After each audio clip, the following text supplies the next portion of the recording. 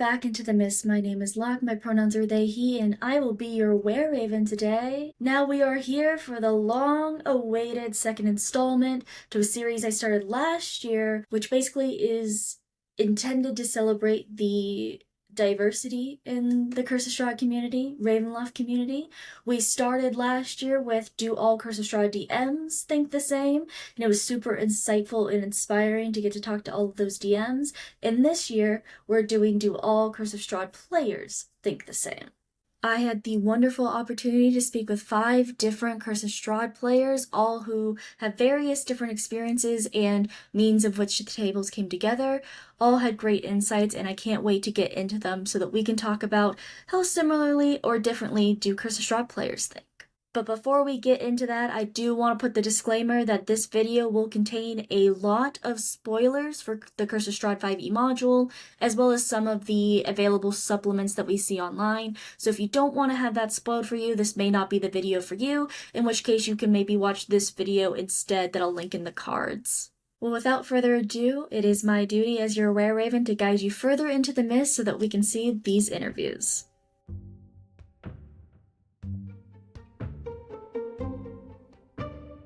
Alright, would you please start by introducing yourself? Yes. Hi, everybody. My name is Betty K. I am Betty the Beholder on TikTok and Instagram. I'm currently in Cast Party's Curse of Strahd campaign called Nocturne. I play Dahlia. So fabulous and fun. I'm also involved with the Strangers Guild. I'm also involved with Haunted Halls. You can catch all those stuff on TikTok and Instagram. Thanks for having me. I'm so excited. Well, thank you for being here. Those are all a lot of fun projects to be a part of, so hopefully people go check that out after this, please. if they don't already know you from those things. Hi, my name is Raina, and my pronouns are they, them. And I'm here because I'm a player of a Curse of Strahd campaign.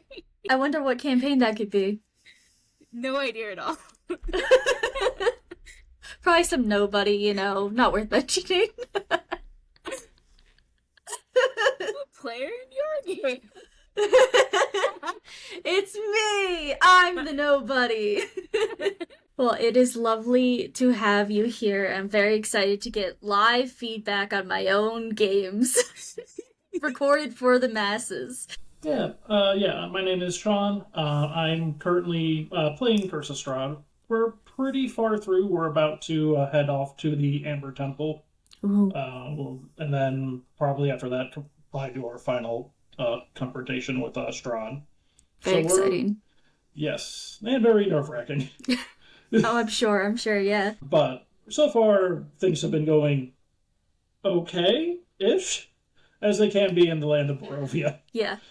So, Okay.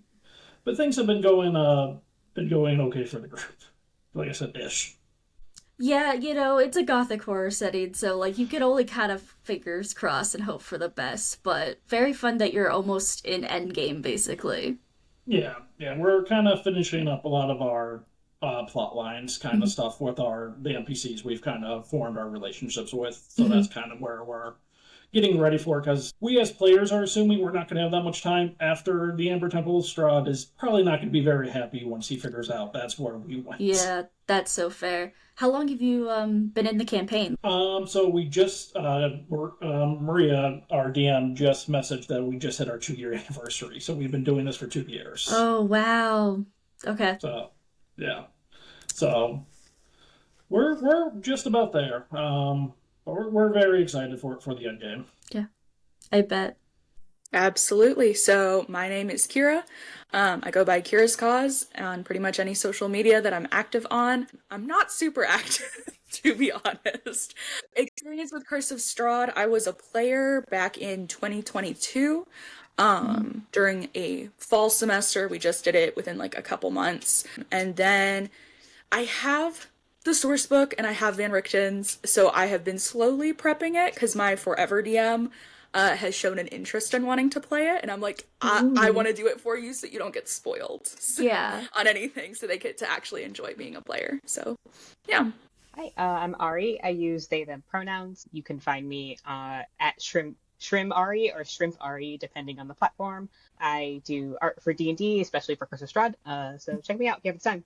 Hell yeah. At what stage are you in playing Curse of Strahd? I have finished my first game. Mhm. That's all done. We've done the epilogue. We're in the plans of doing like a post game one shot. And I'm in the midst of in Valaki of my second game. Ooh, very fun. So we got to start at the beginning. Knowing you were going into a Curse of Strahd campaign, how did that influence your approach to making your character? So I usually play a lot of really dramatic characters. And so when I knew the whole game was going to be that level of like dramatic, macabre, kind of dark setting, I thought it was a really good opportunity for me to kind of play something very different than what I would normally play. Dahlia is really shy. She's very reserved. Usually I like to play characters that are heavy hitters. I like big numbers on the dice. But Dahlia's a cleric, so she can get those big numbers, but that's not like the reason why she's there. So it was a really fun opportunity because the setting was so different than anything I'd played before to lean into that and play a lot of really different archetypes and stereotypes and mechanics that I didn't have the opportunity to play before. So that was kind of where I went into it. I knew the dark and dramatic was going to be everywhere. And I thought a nervous, anxious little being would be a good way to kind of break that up. So Yeah. Yeah, I love that idea of like challenging yourself kind of creatively and playing something different. yeah, and it was also interesting with our Nocturne because I was kind of jumping in the middle. There was already a couple characters that had come and gone. They had been playing for like a year already, and so I knew also that I was going into like a pre-established party. So I also mechanically, like kind of metagaming, knew that they needed a healer, and I knew that the attitudes of everyone in the party kind of were already established. So it was also easy for me to just kind of be like, oh, they are missing maybe some levity. So I know I need to lean into that. So I was also had the privilege of kind of knowing already what I was going into and being able to listen to all of it beforehand as well was really handy. So, And then with it being for a show, did that affect any of the character creation process as well? very much so, very much so. It when you're making a character for a show, it's different because you know there's an element of entertainment that you have to kind of play into, which I come from a theater background, so it's super fun for me. I'm like, this is my two favorite things. So it's always really fun to think about like mechanics by way of entertainment and what is going to be the most interesting to watch. And again, kind of going back to, I already knew like the other characters. I knew what the other cast of characters was going to be like, and so it was that very much was part of it too, or like what element might the audience want to see from a new character, or what can I bring to the table that's different than is already being shown on the show. So yeah, I mean, there's definitely an era of like, I gotta play it up. I gotta bring my A game, because it is a performance, which definitely makes every decision you make have a little different perspective, which is really fun. It sounds like it, yeah. The first time I played in the original campaign that I met you and you were my DM, I was like, oh, I should make something creepy, but it didn't work out completely as how I thought it would. Now, my second character, on the other hand, I made creepy, but I made it so it added to the story, which is the more important part. And going in, I didn't really fully comprehend everything Curse of Strahd. And it's harder to make a character when you're not 100% sure of what you're doing. Yeah, I definitely agree. It's good to have at least like some sort of like, I don't know, lore doc from the DM or something like that if you're new to the world, which is something that I've definitely started doing. Yes. As I've learned how to do it with characters that are not from Barovia, because Barovia is a little bit easier. Yes. Do you care to share how you've connected your newer character to the actual plot? Well, because the cat is finally out of the bag in that game, I can share. My character in the Now campaign that I play in, she is from Castle Ravenloft and has a connection to Locke's extra special little loot boy. He's not allowed to be here. I'm talking about your game. He's like integral to every single one of them. What can I say? Which, being from the castle, adds to that horror element for sure. Except the players took it too well. What I'm still shocked about, to be honest. It's like, what do you mean you're okay with this? Okay. I mean, so I've played a little bit Curse of Strahd before with another, with the same group but with another DM. We didn't get very far into it, so I kind of knew the world a little bit. With this one, I decided to be kind of a more morally gray character that gave me a little bit more flexibility, which to my benefit and probably detriment as well. Yeah. I also, with my partner, we made our characters together with our backstories a little bit intertwined, so we also came up with an intertwined backstory to some degree. That's fun. That was that's been fun, and see our characters kind of actually split her apart. So, Jeez, I was literally about to ask, like, how did that affect connecting yourself to another character? Like, just because the Curse of Strahd is such a let's use everything against you sort of thing. yeah, well, Mike Barnaby, my character, has kind of caused his own issues within the group. With the choices he has made, and because of those choices, the group is not exactly seen very highly of him, let's say. But I think it's getting better, hopefully. Maybe hopefully at least before the final battle. They kind of trust me now. Or again, I guess I should say. Okay, interesting. Yeah, doing a morally gray character is just like serving plot points up on a silver platter for the DM. Oh yeah. I mean, I believe I told Maria at our session 0 when we were playing our characters that I was definitely down for working more on. I was down if things came up that were more on the necessarily not fully evil, but definitely more on the evil side of things. My character may not be opposed to it if it was to his betterment. So, very selfish character. So I love to make characters that fit the prompt that the DM gives me. So if Beautiful. it's slapstick, I will make the most chaotic tiefling bard that you've ever seen. She lives for it. Coming of age, I will make the most teenager that's ever been.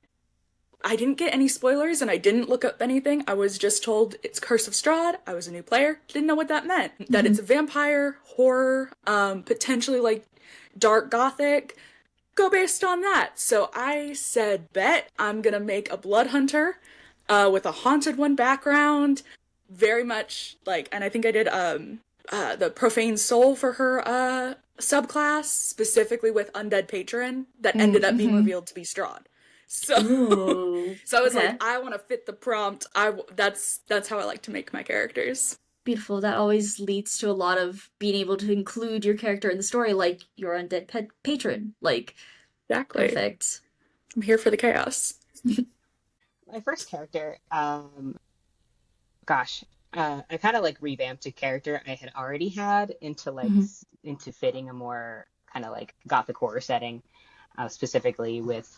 My DM was very open to being like, you're gonna lose a lot going into this at the start, so like don't get too crazy with your backstory, don't get too crazy with what items you have, because you'll gain a lot as you are in Barovia. So I was just like, okay, I'm gonna have a character that just has nothing at the start, literally nothing, and will gain pretty much autonomy and everything that they never had before while in this trapped place, and it will be like a source of freedom for them out despite their life in Faerun not being as good as it was, shockingly, in Barovia.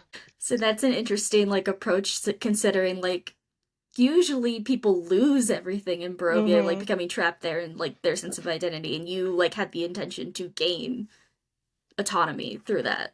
Yeah, I thought it would be a fun subversion, and I'm really glad I decided to do that, because it was a very interesting role to play, and also very interesting to develop that character over time.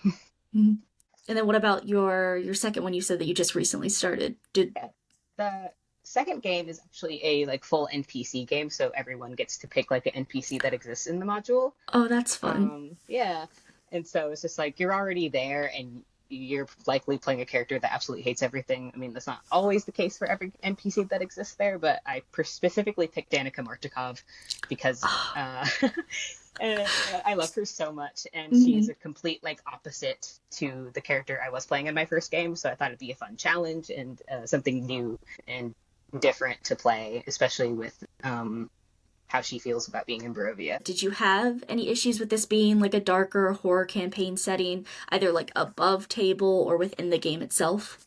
That's a good question. So, like I said, I've never really played a game that maybe was this dark and dramatic. And so I was actually very excited about all of the darker, more macabre elements. There's definitely like in Strahd or any other kind of darker module that you play, there has to be like check-ins constantly, right? Of like, Agreed. hey, Yeah. we're about to run into like the bloodiest, most horrifying thing you've ever seen.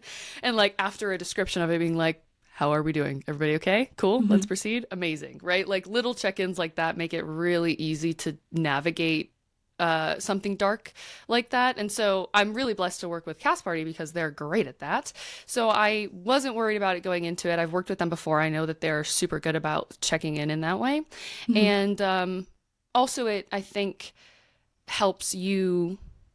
It's a little bit of horse blinders, right? You don't have to worry so much about creating the drama because the entire world is the drama.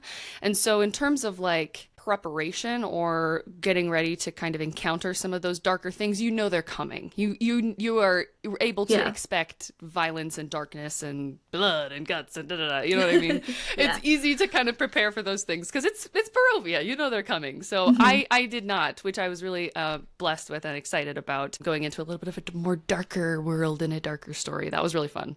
Yeah. It's still really fun. It's still happening.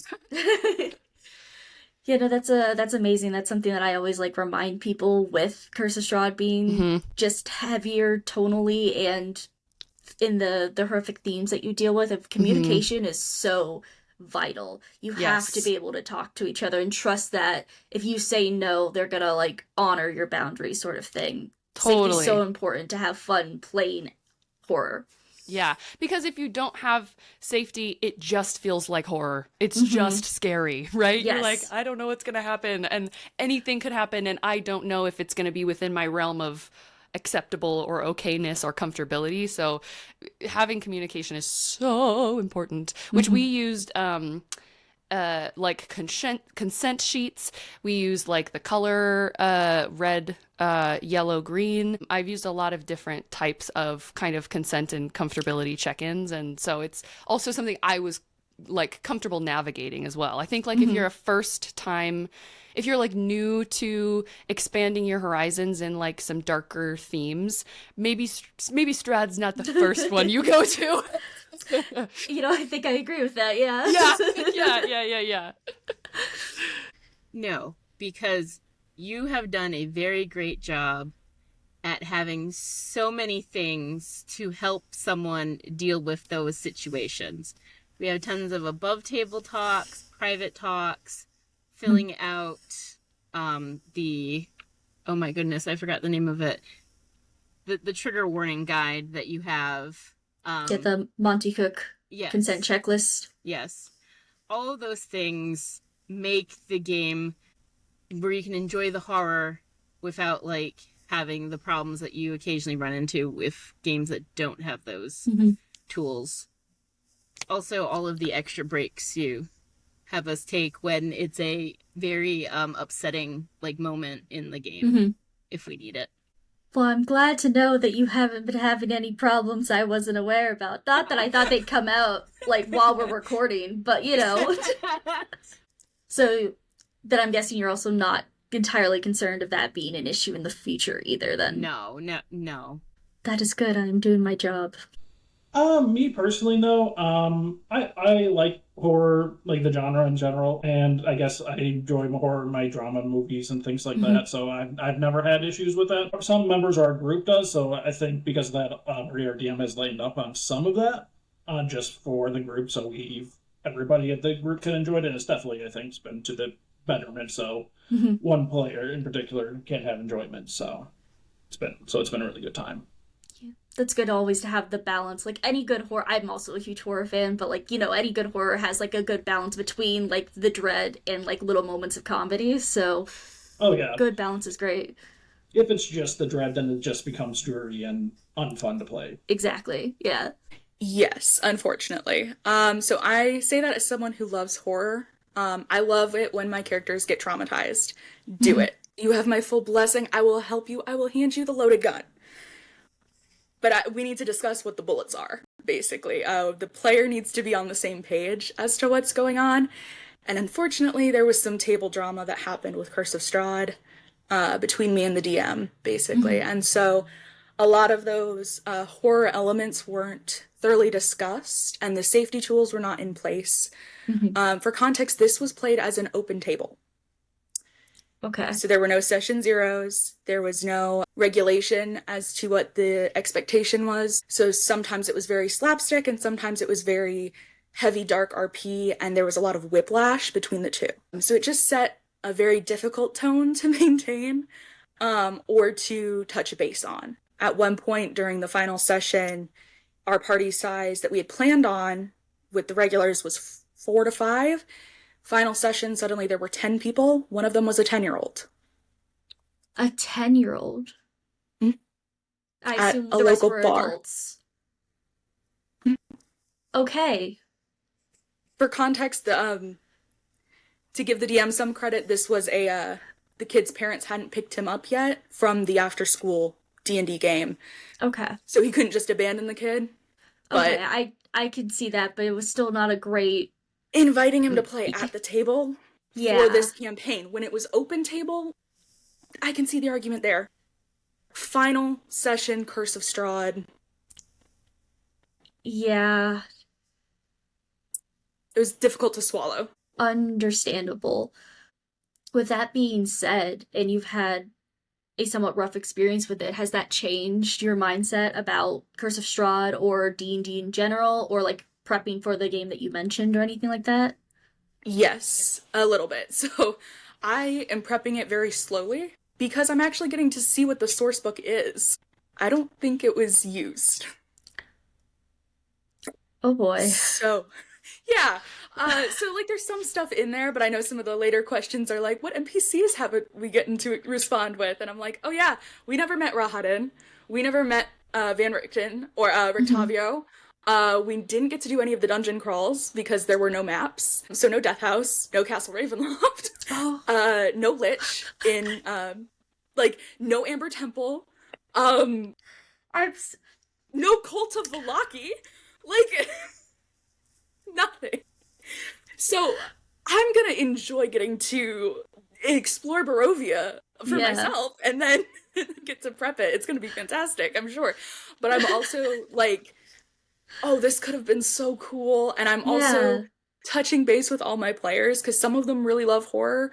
Some of them not so much. Like, they're like, I like certain parts of it. So being very clear and helping them prep for this in a way that it's going to be a very closed table and just setting that expectation. And it's going to be exciting, but it's very much like oh, this could have been really cool, especially because there's like every type of horror in that source book. Every type, just depending on what you decide to focus on, you could do every genre of horror within Curse of Strahd. Yeah, I'm glad that you took away having those conversations, because I always think that that's just such a good thing to just have an open discussion in whatever way fits to your players, obviously. Like, there's no right or wrong way to do it as long as you're talking. I am someone who and this is at that home table with that Forever DM, we're all in agreement of it, and that's why it's become our home table, is I don't care what conversation happens above table, spoil it for me, because as long as the player is okay, the character can go through the horrors. Yeah. Oh, for example, so we were doing like a coming of age magic school type setting, and we had discovered, oh, this character is always wearing long sleeves, and when I cast Detect Magic, stuff appears on her arms and they're always hidden. Those of us who had real life mental health concerns immediately clocked it and looked at the DM, and the DM was like, cutting above table. They're tattoos. They are magic tattoos. Nothing that will never be discussed at this table. That is a red flag for so many players. And for the DM, that's not a conversation that we're having here ever. Players good, we good to jump back in, great, cool. So the players could still be confused and go through like trying to reach out to her and support her, but the players didn't have to go through that as well as the characters. Yeah. I think that was a perfect example of just having a base conversation like that. So yeah, and that's like such a basic one, and we've done it for other stuff. Like, I play vampire with these people, like Vampire the Masquerade with these Yeah, people. yeah. Which you have to be able to communicate if you're going to play Vampire the Masquerade. And I think that's a big mistake people make going into that system. Not to go on too much of a side tangent about that, but... No, we could chat about that forever. Not really. I mean, I went into it, our game was very much like handing out like consent sheets and making sure to know like what we're going to be experiencing, just like the basic subsurface of like, hey, you may experience these things. And I was always a fan of the horror genre to begin with, so I was pretty excited to jump in and go through the horrors of everything. Like, of course, like not everything was okay with everyone at the table, but we determined that with time. I was pretty lenient with stuff that happened in the game. I know my character was like way less lenient with like everything that happened. Yeah. Because he was a big old scaredy cat, but above table, I was pretty chill with a lot of stuff, but we were a pretty open communicative table, so if there was any issues, we'd make sure to discuss. That's very good and very important, especially when you are diving into like the horror genre for a campaign. So good to know that you guys had safety in mind and you didn't have any like big issues. Oh yeah, it's like we kind of had like a big issue, but it was like one of those trigger things that you don't know will come up, and then Yeah. But it's like we talked about it off table, and it was never an issue that happened again. And it's I was really glad to have the kind of safety talk be amongst my fellow players and be comfortable enough with them to discuss those topics. I think that's a good point to bring up, because sometimes you do truly not, like, you just don't know. Like, you can fill out the consent forms, you can think that you know exactly what it is, but it doesn't come up until in session, like you said. So having a good support system with your table to navigate those topics when they come up, that's very important and good to hear. Oh yeah, for sure. It's like it's definitely something I will recommend to any table for sure. What are your thoughts about the BBEG himself, Count Strahd von Zarovich? What an asshole, first of all. What an absolute asshole. Seriously. It's one thing I really love about kind of any module, but Strahd is uniquely suited to this, is like, no matter any way you swing it, he's just a dick. Can I swear? Is that allowed? You can, yeah, absolutely. He's just a dick any way you swing it. And so I think with Strahd specifically, there's also the added element of like that misogynistic possessiveness that he has over Ireena, which is like a whole other reason to fucking hate him. And so I think he's super well written. I think the module gives just so much meat to dig into, and as a player, fuck that guy.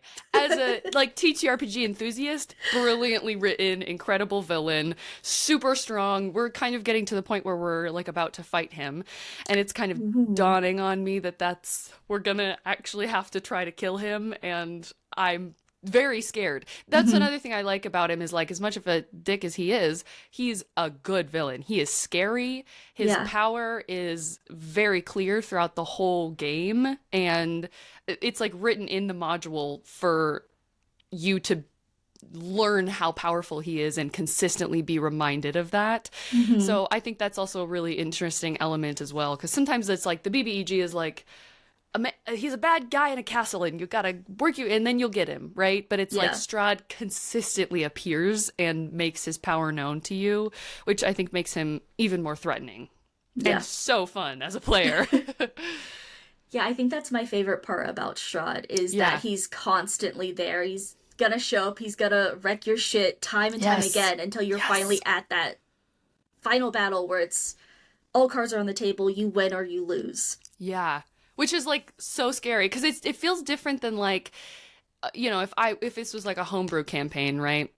It's kind of like you don't know where it's gonna go or what's gonna happen next. But with Curse of Strahd, it's like at the end you kill him or you don't.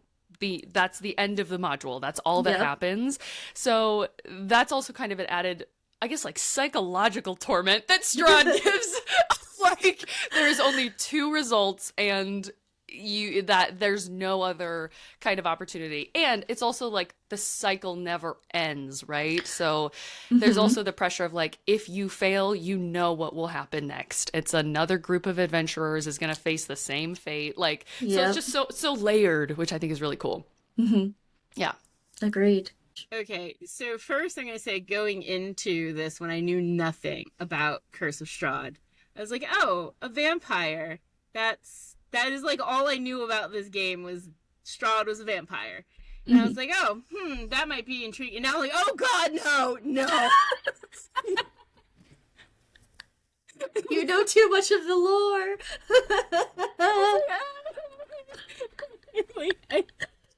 Because you basically read Strahd twice with me, if not more times than that. I have read it 3 times now. That's more than me. Well, I just reread it that 3rd time because of your book club for this. Yeah. Yeah. Do you want to expand upon your feelings other than the about Strahd? He is truly 100% a bad person. Like, there's no redeeming qualities about him. He is a true 100% big bad evil guy. There's no saving him. There's making him worse, but there's no saving. Before we move on from Strahd, since you did connect your current character to the castle directly, yes, what about your character's thoughts about Strahd, and how does that conflict with your personal feelings versus your character's? So I'm not entirely. I know who my character's soul is. She does not. But what I will say is she is kind of just at, like, not the same type of disgusting, but she's not a big fan of visions she has gotten about her soul and liking Strahd like that, where my character sees him more as, I don't want to say uncle per se, but like a figure that has been in her life. Yeah. That has, while he is evil, he does give guiding words on occasion. Gotta keep that loyalty somehow by giving a little treat every once in a while, Yeah, exactly. But also for context for the folks at home, with our campaign setup, I've been really leaning into the reincarnation aspects of Ravenloft, which is why we've now referenced your character having a particular soul that you are aware of. Yes.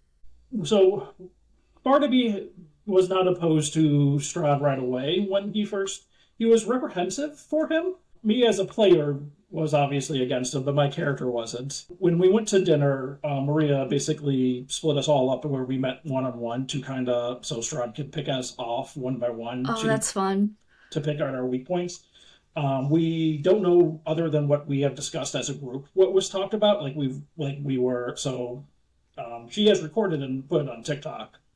But we haven't. But I have not watched any of them, so I don't know what anybody else's has been other than my own.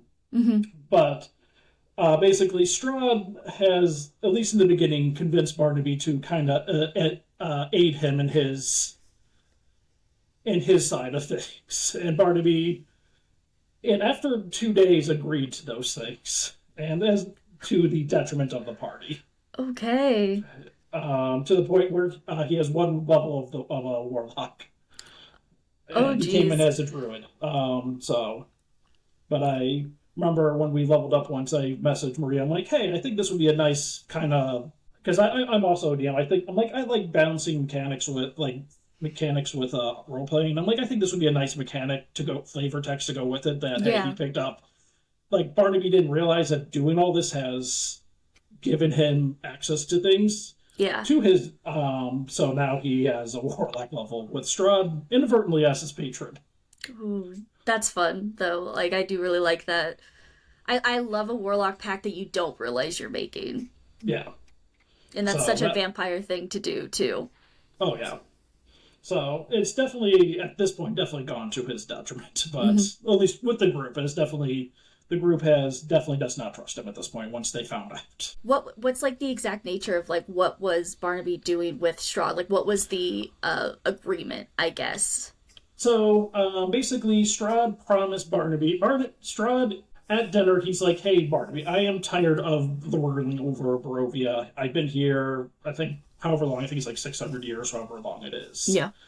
And I am tired of being here, but I'm not allowed. Like, he's not allowed to leave, obviously. He's stuck here. Someone has to rule over the land. But he wants to take Ireena when they get married and go away, at least for a little bit. But someone has to rule over the land. He's like, maybe you could do it. And Barnaby went, sure. What? Yeah, that doesn't sound like a terrible thing. And he's like, I could fix the valley because the valley's kind of the valley. Yeah. Yeah. Okay. Like Barnaby's not evil. Like he doesn't. Like, he's not like, oh, I could do evil things. But he's like, oh, he would want to make it better for the people. But he also want, if some people get sacrificed along the way, that's that's what's necessary, kind of thing. Was kind of his idea. And basically when it started into, he just fed information of the group to Strahd directly of what the movements of the party was. Oh, okay. You were the spy then. Okay. Yeah. It lasted, I think, out of game. Because we've only been in technically Barovia. I think we just hit our 3-week mark in game. But I think out of game, I was doing that, I think, like a year before. And I think in game, I think it was like a week. So it was quite a while. Yeah. I was doing that. Did anyone suspect this above table over that course of time?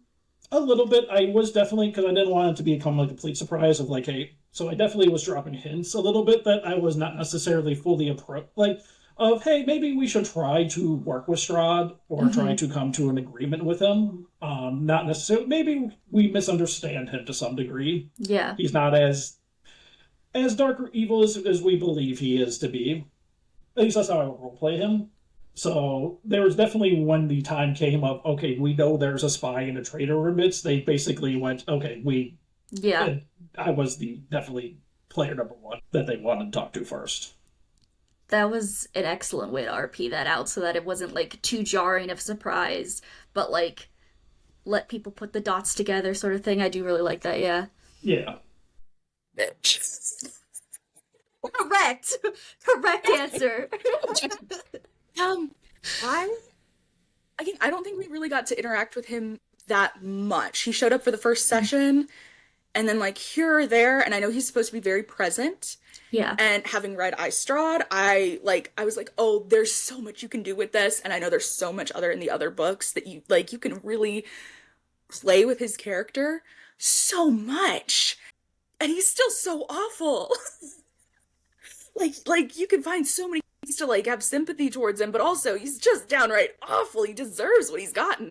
In the way of I think the most interesting is that he's trapped here with you as well. He can't leave Barovia. That this is also his punishment. I think that's the most interesting thing about him. Is that he's so, I mean, there's also he's charismatic, and a lot of players will either try and fight him or flirt with him. And it's just, but there's so much, it just scratches an itch. Yeah. This is so shaped. This is so tasty. Yeah. Just all the things you could do. He does have so much nuance because you can just lean into the classic Dracula inspiration of the gothic romance of it all, dark romance of it all. Or you can lean into the severe daddy issues and him being a ruler and you a can noble. lean so much into the eldest sibling and the what's expected, and then the vitriol that he has for that and what he thinks he deserves because of what he's done. There's so much you can play with. It's so tasty. Yeah. Yeah. Yeah, just knowing that, though, it is a little disappointing that he didn't show up as much, just because he is supposed to. I think that's another reason why he's such a popular BBG and the module's so popular, is because you get to experience the bad guy over and over and over again. That. I think it does take a very, a DM that can balance that, because a lot of, especially new players, I think, at least in my experience in this campaign, we had a lot of new players. So they seemed to be under the impression that if we were being faced with a villain during our first session, the DM isn't going to throw something at us that is going to immediately TPK us. He's going to pull his punches, or he's not going to actually give us the real BBEG. This is going to be a mini boss or a fake out. And so they were very much heavily flirting or our barbarian just started going for blows. And, that was a choice that she made, and I love her dearly. But I was like, girl, please no. Please no. I helped you make this character for so long. We spent so long on this character sheet for your first ever character. Please. That's so fair. And of course, my blood hunter was the only one with a lick of sense. And I don't know if that's also a little bit because I knew the DM, like we were friends for a couple of months at that point, and I was a returning regular, and I was like, I can see the look in his eye. He's not playing.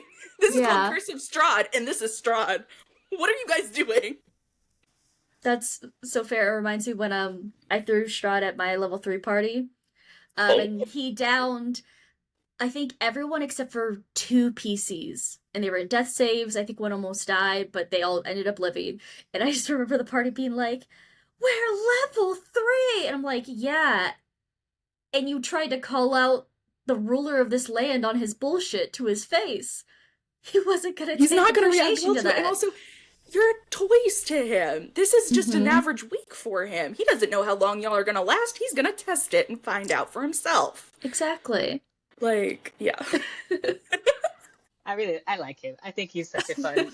I think he's such a great villain, especially depending on how every DM's gonna play him different, and that's fine with me. How my DM played him was very like he's definitely like leaned into the trope of like the romantic vampire type, and also was very sympathetic in a way, but manipulatively so. And he was just very cool to get to know and talk to a lot. Like he wasn't like a presence all the time in the game, but he was like a character we had access to talk to. And I think that was a lot of fun. I thought he was a really well written character, and at least how my DM approached it. And then I really enjoyed him, even in the new game. I still think like he sucks a little bit more. Like he's definitely more of like. Because, like, he knows who all of us are in the second game, whereas, like, he was learning who we were in the first game. So he's a lot more confrontational and a little bit more cold toward some of us. But God, I think he's such a fun character, and I really love him so much. He is, like, a deliciously nuanced, like, villain. Yeah. Like, you can sympathize with him in some aspects, but other aspects you're just like, bro, you gotta stop. No, exactly. Exactly. It's just like, okay... Like, I get why you're doing this, but also take a nap. Please. Yeah. Go take a walk. And then I'm curious because you've interacted with him with 2 different characters. I know you're early on with Danica, but like, how did your 2 PCs like view him? If there is a difference. Oh man, there is a huge difference. My first PC ended up like this was kind of like by accident thing. Well. Strahd specifically pursued my character because my character is an Earth Genasi made of very rare gemstones. And so Strahd found that to be interesting and something worthwhile to pursue as a character of high value. So, and that's how their relationship started. But obviously Strahd didn't say any of that. And in a way, accidentally helped my character develop autonomy and self-worth. And they ended up having a bit of a romance together. Ooh, okay. So it was it was a bit spicy, but he never like tried. He never like wanted to betray the party or anything. He's just like, I have to kill you. I'm sorry. So it was like one of those like doomed romances type of thing. Whereas, Danica was just a hater from the start. As she deserves. Exactly. She's just like, I hate this guy. He has to go. She's kind of like a no nonsense, not much nuance in that sense. Like she's not willing to listen to what other people have, other kind things other people have to say about him. She's just like, it doesn't matter what kind things happen to you. He's done many terrible things to everyone else. So there's a huge contrast between those 2 characters. But my first one was always listening to nuance and always wanted to listen to everyone else's experiences too, and never forgave Strahd for like the bad things he did. So it was very complex and nuanced relationship that I still haven't been able to like write down or parse through properly yet, but it's something very near and dear to me. Yeah. Beautiful. What was your interaction with Madame Eva's Tarokka reading? Yeah, that was really interesting because you're totally right. I wasn't there for it when they had it at the beginning, but I got to see a really cool example of how impactful that Tarokka reading can be. Sometimes if something happens at the beginning of the campaign, it can be kind of like, yeah, it happened anyway, da da da da, right? And that's kind of it. But even when I came in, like halfway towards the end of the campaign, we're still kind of ruminating on the cards that she gave us, and what does this mean? And does this equal this weapon? Is this what this location means? What is this? You know what I mean? It's like, it really does shape the whole campaign. And so it was interesting that even though I hadn't had direct exposure to the reading, that it was still something that was super present in the journey that my character and the whole group has taken. And we did talk a little bit about, like, because spoiler alert, tiny little spoiler alert about my character, she's done this before. She tried with another party years and years and years ago, and they did get a reading. And so in her backstory, she's like, yeah, I know kind of what that is. I remember that a little bit from 3 decades ago. So it was also kind of cool character-wise to be like, oh shit, she's still around and kicking up trouble. And maybe she was right about what she said to us. Maybe we didn't listen to her the way that we needed to, and that's why we failed. So that was another kind of cool element of, like, having that be part of the backstory, and then seeing the current group have gone so much further with the same kind of information, which was really fun. Yeah, that's very interesting to have experienced it in that way. Yeah. Like, oh, maybe I didn't do it right the first time. I love that. Yeah, and it was also kind of fun because it was like, there are some things that just kind of come upon, you know this, they just happen. You kind of black out and you're like, it just happened to me. And that was kind of one of them where in my head, Dahlia's thoughts invaded my brain of that theme of, like, we didn't do it right the first time. Like, maybe we were wrong. And that's like an achy heartbreak spot for her too. So whenever we kind of talk about the cards and what they mean, she doesn't ever really have a whole lot of input, because she's like, I did this wrong the first time and I don't want to mess you guys up. You seem like you're figuring it out, so I'm just gonna keep my mouth shut. So from what you either experience or just know that the party went through, would you consider that the Tarokka reading expanded, like, your scope of the world and understanding of, like, the different areas of the campaign? Totally. Yes.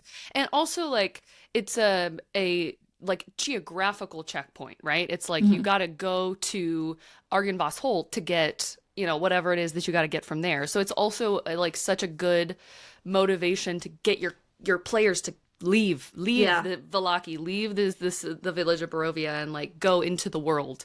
It like forces you to kind of immerse yourself in it, which is super, super fun. And so totally, even though, like, I didn't have direct contact, Madame Ava was guiding us through Barovia, right? She's told us where we're to go, and we're following her because she's right.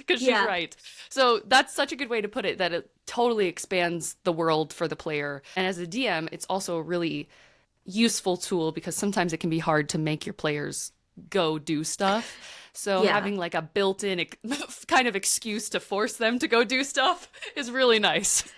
Yeah, that's kind of why I brought it up, because Vallaki mentioned, I find that tends to be a pit trap for parties. Yes. They get stuck there forever and don't want to leave, which it is the biggest settlement. There's so many plot hooks there. It makes sense of why people just stay or get just caught up in everything. So the Tarokka reading being like, hey, you gotta go get this thing. Other side of the map. You gotta leave, guys. It's gonna take 4 days. You've got to go. Like, that's super useful. Yeah, we've kind of made Vallaki a little bit of, like, a home base. And I think as a player, you long for, like in a game of tag, you're like, I want to be close to home base the whole time. You know what I mean? And that's kind of what it feels like, where it's like you want to have somewhere that you can, like, rest that feels safe, even though none of Barovia is really safe. So that's such a good way to put it. That's totally a pit trap, and it forces you to get out of there. And I think one of the most fun times that I have in D&D is traveling. I love to gab when people travel. I love to just, like, yap it up. It's good RP moments. You can use really cool spells when you're traveling. So it was also really a fun way to kind of force a lot of connection within the cast and within the characters, is because you've got 4 days of travel time. Yeah. somebody's got to say something eventually, right? Like you have to interact at some point. So that's also kind of a fun little point of forced travel is it makes your characters interact with each other. It's so true. I have yet, across 2 games, actually sitting on a Tarokka reading. Yeah. As soon as I looked at the next one, I was like, hold on, I know the answer to this one for you, is that you haven't actually experienced it. No, I have not. I'm trying to recall, were you even there for any conversations about the No. Tarokka for the old one? Mm-mm. What are your predictions then, since you haven't actually experienced? Like, what are you looking forward to about it? So I do know, like, from reading through both, like, the original, like, campaign as rules as written in the book, that one of the cards is, like, your hero character that's the NPC that you need to defeat Strahd. Yeah. And, like, things that you have to collect and where they are located and stuff like that.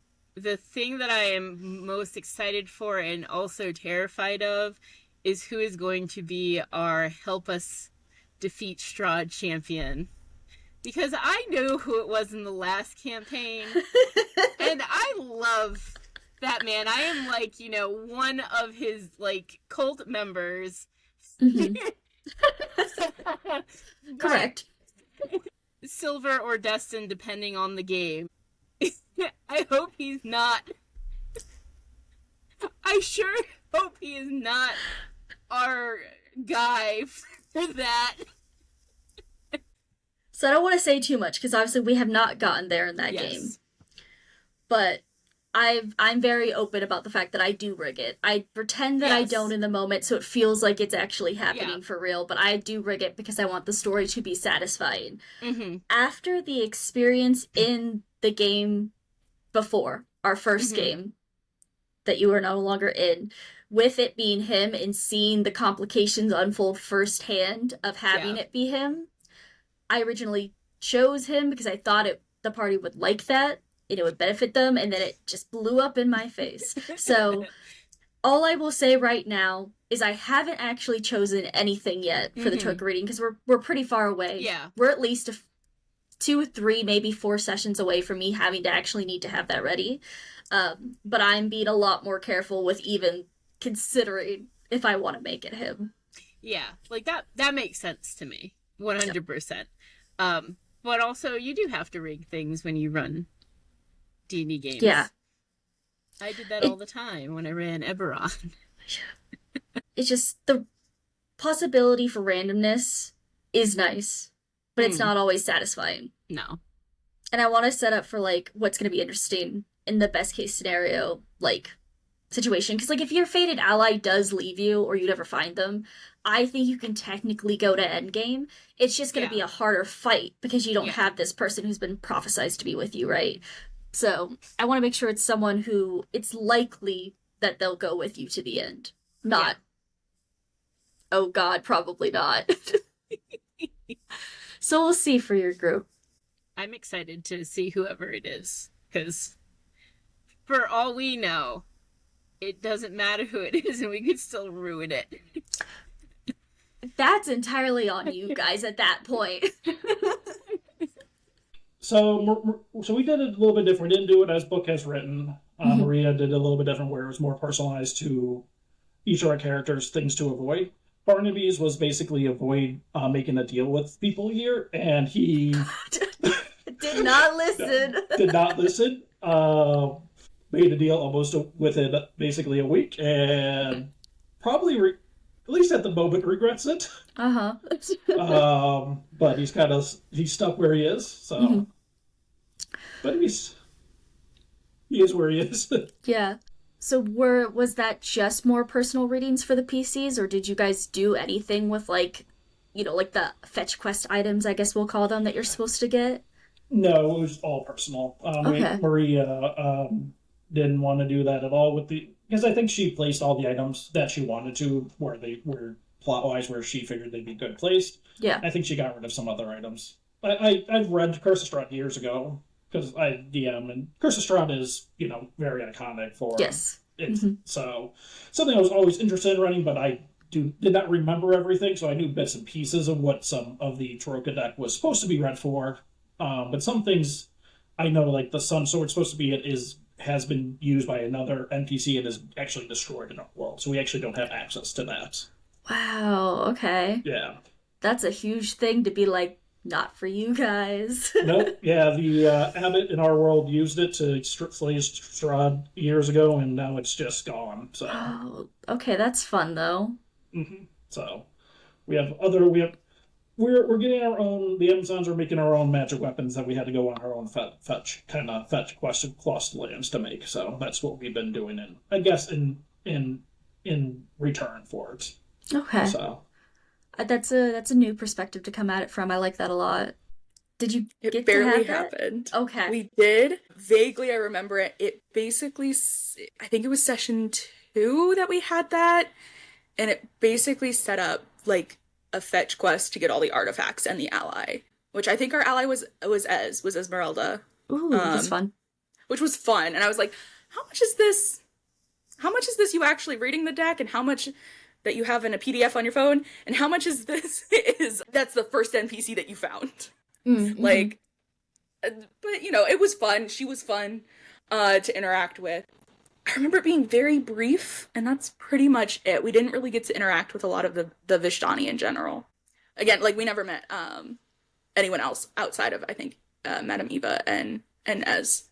I mean this in the wrong way, but I find that super disappointing because I love the Tarokka reading because I like how it does Same. set up. I've got my own deck. That was the first thing I bought. Yeah. Mine's always right here within arm's reach. But I love how it does set up for the entire main story, but I also like doing like little mini readings for player characters who want that, because then you can set up what their own personal arc's going to be. I'm just like, there's so much you can do with the Tarokka reading that it's so sad if I hear people don't do it. I love from a meta perspective how it can shift and change, because you do a reading before the game starts, so you as the DM know where these things are, but then it can shift and change each time they pull from the deck.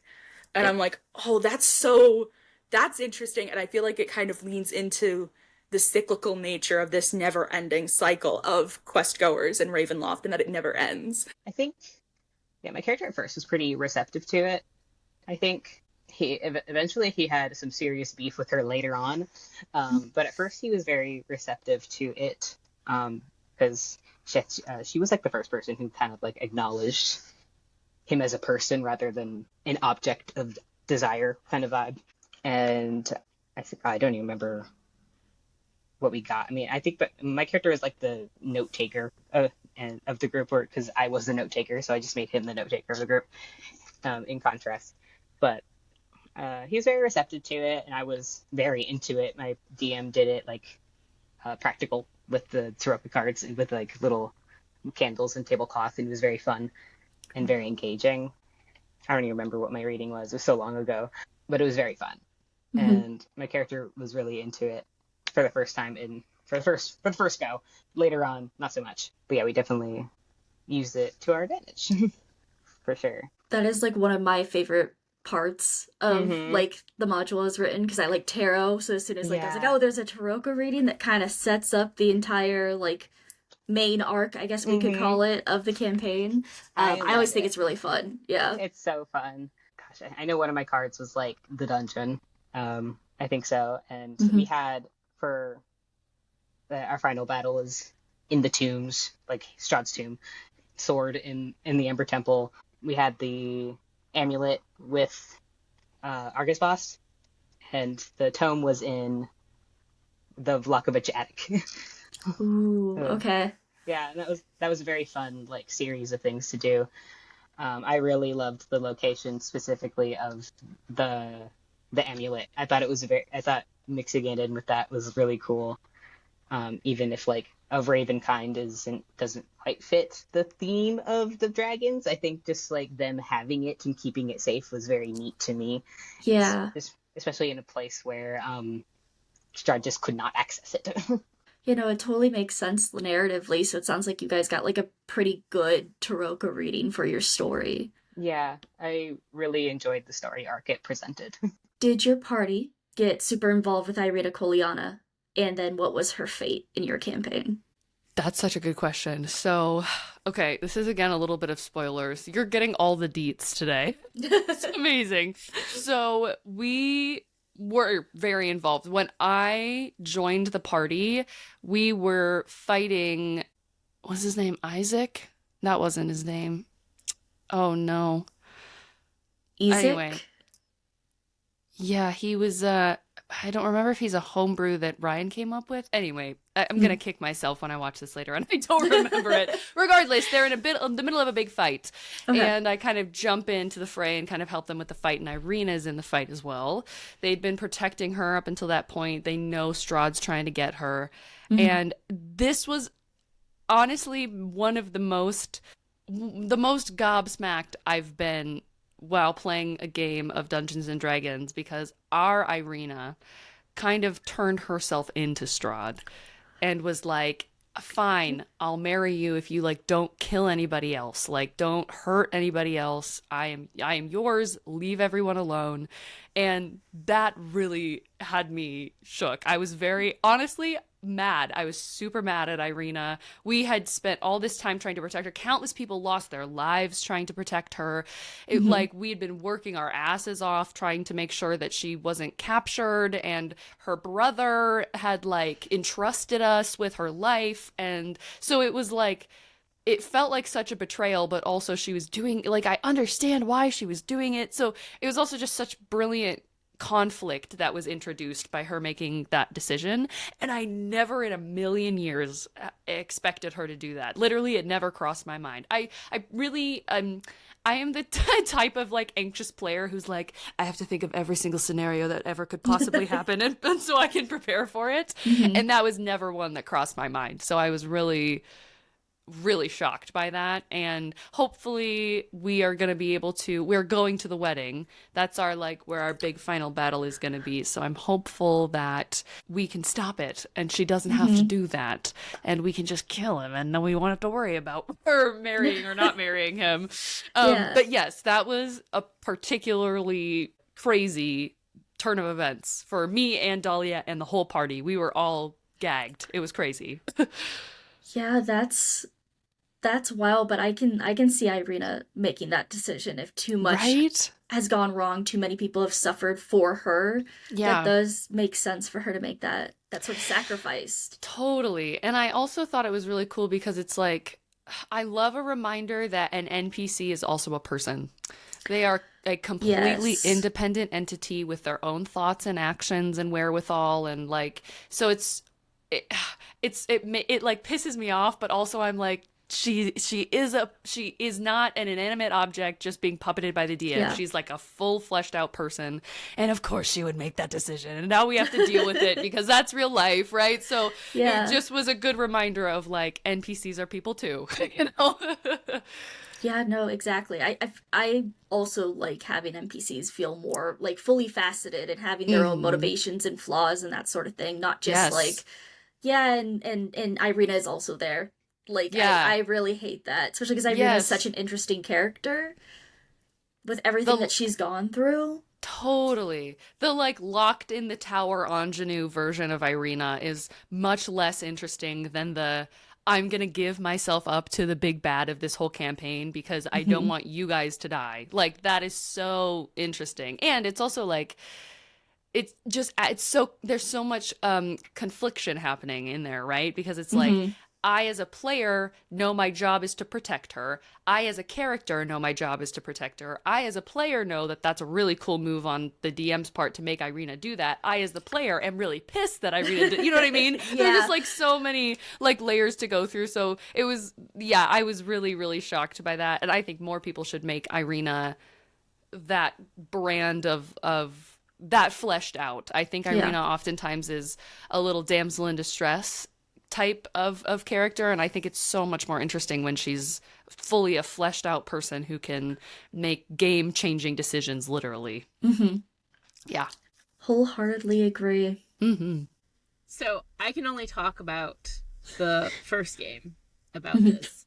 because I actually enjoyed what happened with Ireena in that game. We actually saved her, and like in a good way, not in a we picked the best of the crap choices. I feel it was a beautiful add to the story, and when I left, she was still at least part of like the group. She's a great character. I always wonder when I hear about parties that have that are mixed parties from both Ravenloft and not Ravenloft, like Faerun or what have you, and they give her up because of just how she is from both reading Strahd and other stuff with past reincarnations of her. She's just a good person. Yeah, that's something that I'm always shocked about whenever people mention that, or they'll talk about, from the DM side of, my party doesn't care about Ireena, how do I fix this? That sort of thing, or something like that. I never understand. I feel like she's such a sweet, but, fiery, she's not gonna take bullshit character. Yeah. She wants to do good, and she wants to fight back against her circumstances, and I don't know. I don't know how you don't care about her. She's just so lovely. Well, for your current campaign, do you want to share predictions, or do you need to keep that secret? No, I'm not sharing. I'm sorry, I can't. Okay. Very much so. Currently, I mean, we're still playing, obviously. Currently, she is locked in a tower. In Cassian's tower, being safe hidden away from Strahd, where he can't find her. Okay. All right. But she got captured when they came to at once. We were able to get her out during Strahd's dinner. We came up with a bunch of way to help let her escape with the help of the Amazons and Cassian, to get her out of the tower or out of the Ravenloft during the dinner. Mm-hmm. And we just rolled really well when the wives came to try to find her. They were like, "Hey, where is she?" We don't know where she's at, which was a half lie. We know where she's going, we know how she got out, but that's not what was asked. So it's Yeah. I'm not lying. On a technicality. And Barnaby just rolled super well, and Maria's like, "I hate you." So she got away that night, and she's been hidden away in the tower being trained by one of our other characters, Axel, to be a little bit of a fighter. Learn how to fight, so. I always love when people train Ireena. Yeah, but so far she's doing good. She's definitely has ideas of what needs to be done that she's communicating to certain party members, not me. So far, she's alive. Our goal is trying to keep her alive at the end of the campaign. I'm gonna say, it seems like you guys are on the right path for that to be her fate, but you never know with endgame stuff. Things could completely go U-turn in a minute. Dice will follow their me, especially during the last. You never know how the last fight will go. Exactly. So. Yeah. I'm already seeing you make a face, and I'm concerned. This was the one I had to dig in my notes for. Okay. And she disappeared. Basically. We didn't get to, after session 1, never heard anything. We did the whole meeting Ismark, went to go help Ireena. We had several clerics in the group because they were like, "Oh, Curse of Strahd, y'all are gonna need holy people and healing." So players rolled up those. So we buried her father and invited her to the burial. We let her be a part of that so that she could mourn and grieve and get closure. And the DM was like, that completely scrapped encounters that he had planned, because he didn't want to hurt Ireena. And then we traveled with Ireena and Ismark to Vallaki, and then my character fished out the coin so that they could have rooms at the inn or at the tavern with the Malkovich family, I think. Martikovs. That's it. Because we were going on that fetch quest to get the wine to figure out what had happened with that delivery. So she forked over the coin to make sure they had a roof over their head, someplace warm, someplace safe to stay in this new place that was supposed to be safer than the village, but at least, something. Yeah. We never returned to Vallaki. We went on the fetch quest, sent it on a cart back to the inn, and then got our Tarokka reading, and then went on the fetch quest for the artifacts to go fight Strahd. So I have no idea what happened with Ireena. We asked about it in the epilogue of like, what happened with the girl that Strahd was after? And Yeah. no, nothing. We have no idea what happened to her or Ismark or Esmeralda or anyone. And yeah. God, that's so crazy. Okay. Yeah. Just because the NPCs feel like another part of why people were like really like this module, right? They get attached to the characters. And I know you've already said that like it didn't seem like your DM was pulling much from like the module, right? So then what was like the final session in the epilogue then? I have to know because like I feel like tying up those stories, It's so was it just bad. about the party or It's so bad. It's so bad. This is yeah. So for context, this is what led to a lot of people actually like leaving the table. Was how this session ended up going. So again, it went from like 4 or 5 regulars to suddenly 10 people at the table. And we had been prepping for like a week or two leading up to it, just trying to figure out strategy to go against Strahd. We knew it was wrapping up because the semester was coming to an end. So a lot of the people that were in the party were college students. They were going to be leaving and we weren't going to play again. If we were to pick this up, it would be back in January. So we'd be off for like a month and a half. yeah, So okay. like, we're like, okay, we need to wrap this up. So we had a group chat because this was, even though it was traditionally an open table, we had been encouraged to like, hey, we're going to try and do role play. We're going to try and do more consequences for player actions, strategy, all that type of stuff. So some of us really leaned into that and we're trying to get to do that. And that came to a culmination almost in the dinner scene that went poorly, but it led to several players staying after session, just staying at the bar and chatting to try and reach some type of reconciliation with the characters, to be like, hey, we've had a fight, we had forced PvP, y'all ate my fiance's corpse. I need to know. Yeah. We need to talk this out. Oh, and her subclass got revealed to her as well. Like, the character didn't know that it was with Strahd. Okay, yeah. And she fled with the party, despite having had the forced PvP and them doing that at the dinner party. She was like, well, y'all didn't know. That's on Strahd. He's messed up. Obviously, I'm gonna side with y'all. Y'all are mortals. I've sworn my life to avenging my fiance's murderers of vampire kind. I'm not siding with him. I don't care if he's my patron. Fuck that. I'll change subclasses. I'm going with y'all. So they had this whole reconciliation around the fireplace, and they're trying to figure out what do we do. Because at this point, Strahd's now pissed, and he's invested pissed because she's broken her pact. So we had leveled up and the bard got a hold of Modify Memory. And so we came up with the bright idea, because a lot of times homebrew stuff of reading of rolls would happen. So we discussed it with the DM, did a couple of arcana rolls, arcana checks, and he agreed that we could use Modify Memory with a couple of checks to basically make my character a sleeper agent. Have her go back to Strahd, beg for forgiveness, and then she would have inside information about Castle Ravenloft and Strahd's weaknesses. And it would also buy them time as a party to get the last artifact, because they had at this point gotten all 3, aside from, I think it was the statue that they hadn't gotten. That was the last one. And grab Esmeralda and then go to Castle Ravenloft. And then at that point they could, try and trigger the wisdom save to wake up my character. And she could lead them through Castle Ravenloft, knowing where all the traps were, knowing where Strahd sleeps, knowing the mechanism to get access to him. High risk, high reward type situation. So managed to work decently.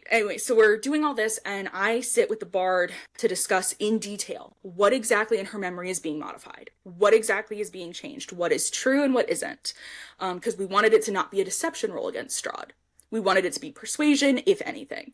And as long as the spell held, she wasn't lying, type thing. It was very, the GM allowed it, and I was like, oops. Yes. I mean, that would have been an epic story either way, failure or success. Like, it would have been a memorable ending. I mean, for her, she's like, it's final stand. Like, at this point, this is my last chance to get out of Barovia. Otherwise. Yeah. So, we lay out in detail, what, like, small little details that have tweaked in her memory to culminate to when the spell ends. She won't remember that the party reconciled with her after the dinner party, that they instead had an argument and she decided to take a walk to cool off. At this point, the party was supposed to basically run her off. Mm-hmm. So that, and this was happening in the ruins of Berez. Okay, okay. Which the cleric, again, a little bit of slapstick homebrew stuff. He had done less or some consecrate grounds or consecrate dead or something when we had buried some of the flood victims. Mm-hmm. And the DM ruled that it would be like holy water in the flooded lands so that the entire area suddenly Strahd couldn't see in. So that meant we could have all of these discussions knowing he couldn't see in at all. And we were like, okay, this is like our last chance to do this. So, I mean, you know, it worked. So the plan was, and I was like, this is how many hit points she has after the level up. You guys are supposed to like wound her, but let her get away so that she runs to Strahd. Because otherwise, like, you know, again, give her something. Yeah, they ended up killing her. They did not pull their punches at all, despite me saying multiple times, like, where she was at. At one point I was like, she has 2 hit points. I get that you have 2 attacks. If you even just do an unarmed strike at your level, you will kill her. Like, she's done. Yeah. She doesn't even have the strength to get towards Ravenloft at this point. And the whole point was that she was supposed to be run off, not killed. Yeah. Yeah. Oh. And the bard had rolled a nat 20 on their Modify Memory Arcana checks, so the DM had decided that they would get 2 trigger words instead of 1. Okay. One was supposed to trigger the wisdom save.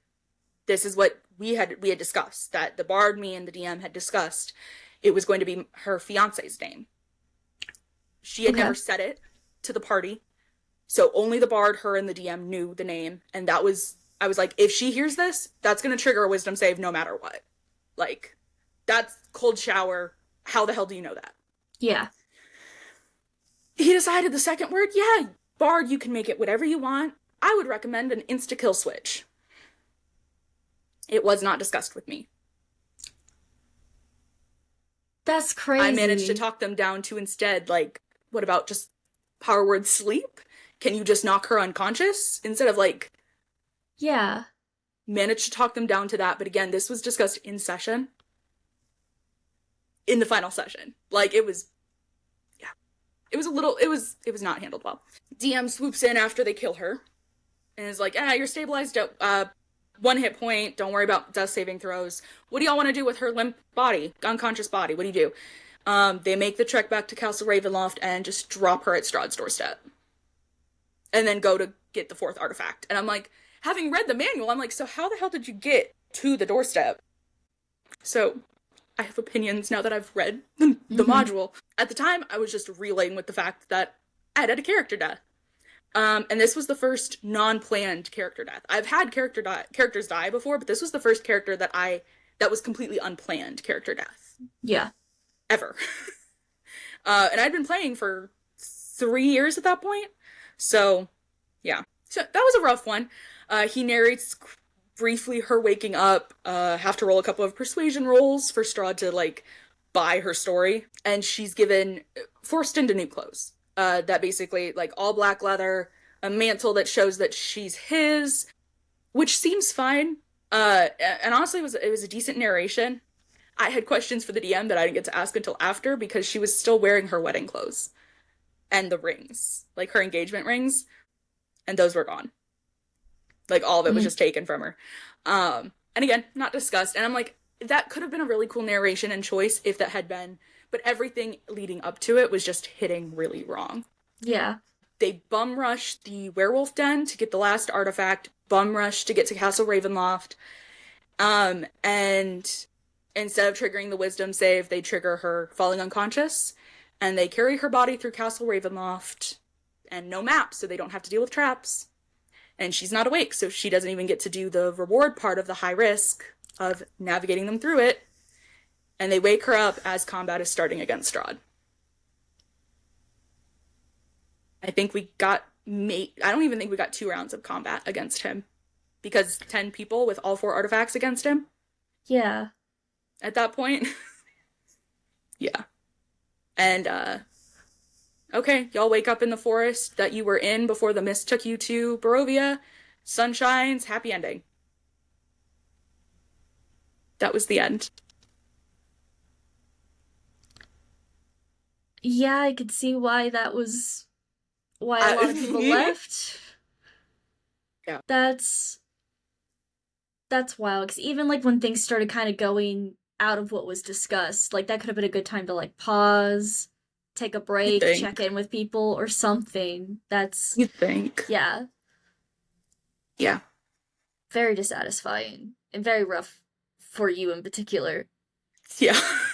Thankfully, I had friends at that table that made sure that like they were like, let's check in on you Yeah. afterwards. Because, like, Um, a last session of any campaign, but especially Curse of Strahd, is probably going to be emotional in one way or another. But, like, as long as you're yes. prepped for what those possibilities are ahead of time, Yeah. everyone wants that big, momentous ending. Like, everyone wants it to be memorable, whether it's because people die or it doesn't go well or as you wanted it to. You want a good story, Yeah, however it exactly. ends. But yeah. Hey, well. Yeah, that was our last session.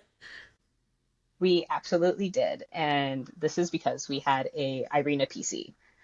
So we had Ooh, a yeah. player playing her from beginning to end. She did great. She was a fantastic player. We didn't. Our DM really kind of made sure to not like make her seem too main character-y, but still made her important enough that we deeply cared about her Mm-hmm. as players. And like the player did such a good job playing her inner conflicts of, especially after she learned about that she was an incarnation and stuff. And her inner conflicts of like, do I feel this way or is this someone else feeling this way? Stuff like that. Like it was really cool watching this player develop this character with time. Like she was a naive, forced shut in. She was not like she didn't want to be shut in, but she was forced to be shut in because they were scared of her getting taken by Strahd because they Mm-hmm. received a reading when she was younger that he would come to take her and stuff. And so they leaned in too much in that and kept her hidden away. And so she was very naive and new to everything. And she kind of just loved existing. And it was very fun watching her open up and learn to be angry at the world as well as learn friendship and everything. Like she was, or the player played her so well. Mm-hmm. And I just can't get over it. It was so neat. So yeah, we got very attached to her. She was our best friend. She maybe died once or twice. I think once. She died once. And the DM gave her a really cool, like, I'm gonna call it a dream sequence, post-death dream sequence to like, be like, you're not going yet. You still have stuff to do, kind of vibe for that. Because we were using a lot of like the Mandy mod module edits. And so she died while we were doing some Faneburg consecration, pretty late game stuff. And so I think the Fane had some involvement in making sure she didn't die yet. But she got to live in the end, and she now gets to travel the world with her friends and see the ocean for the first time because that was like something she really wanted to do. God, that sounds amazing and so impactful to have like Ireena as a PC. It's something that I haven't done because I always get a little concerned about main character syndrome with that, but Yeah. it sounds like your DM and your table and the player handled it really well, so it didn't become like that sort of an issue. Yeah, like even if like I think we kind of like accepted that a little bit. We're like, okay, it's okay if she's like a little bit main character-y, but she wasn't like exhibiting those problem behaviors for main character Yeah. syndrome stuff. But it was definitely like it feels weird not having her there if she misses a game. Hmm. And we acknowledged that as a table together, but it was never an issue. But yeah, it was a lot of fun. It was really great, and I would recommend it at least a couple times. Hmm. Obviously, with those caveats of like we need to have these discussions beforehand before you get to play this character. But it was, Yeah. I think it was very, very impactful for sure. Also, thinking about Ireena getting to see the ocean for the first time just Yeah, makes my heart go, oh my god. it's so sweet. It makes me so happy. Mhm. Like she's, I think we've talked about it with the player, how she's kind of just living her best life and just traveling with one of the other PCs in Ismark and just Mhm. having a grand old time. And then your newer campaign where you're playing Danica. Mhm. Have you met Ireena yet, or are you too early on? We have. We this is where the bad side of the having an Ireena PC can get complicated. So we did start off with an Ireena PC, but the player was leaning too much into like, well, not too much. He wasn't leaning too much into playing the Ireena PC as like a main character, but he was exhibiting like off-table issues, mostly that no one was really that fond of. So he ended up having to be kicked from the game. The Ireena PC is a very complex character because this is kind of the game where it's like Strahd 1 at the start kind of vibe, and you're just Okay. so he already has Ireena right now, and she's technically a spawn as of right now, but we have met her. And as of my DM's still trying to figure out what to do with this character, but I think I figured out some things, but I'm not privy to them. But as of Got right it. now, Danica isn't the biggest fan of this character because he's very rude. But it is what it is. But we're working. But I'm excited to see what changes have been made and how Danica's relationship with this character is going to shift with time. How much did the dark powers influence your particular experience throughout the campaign?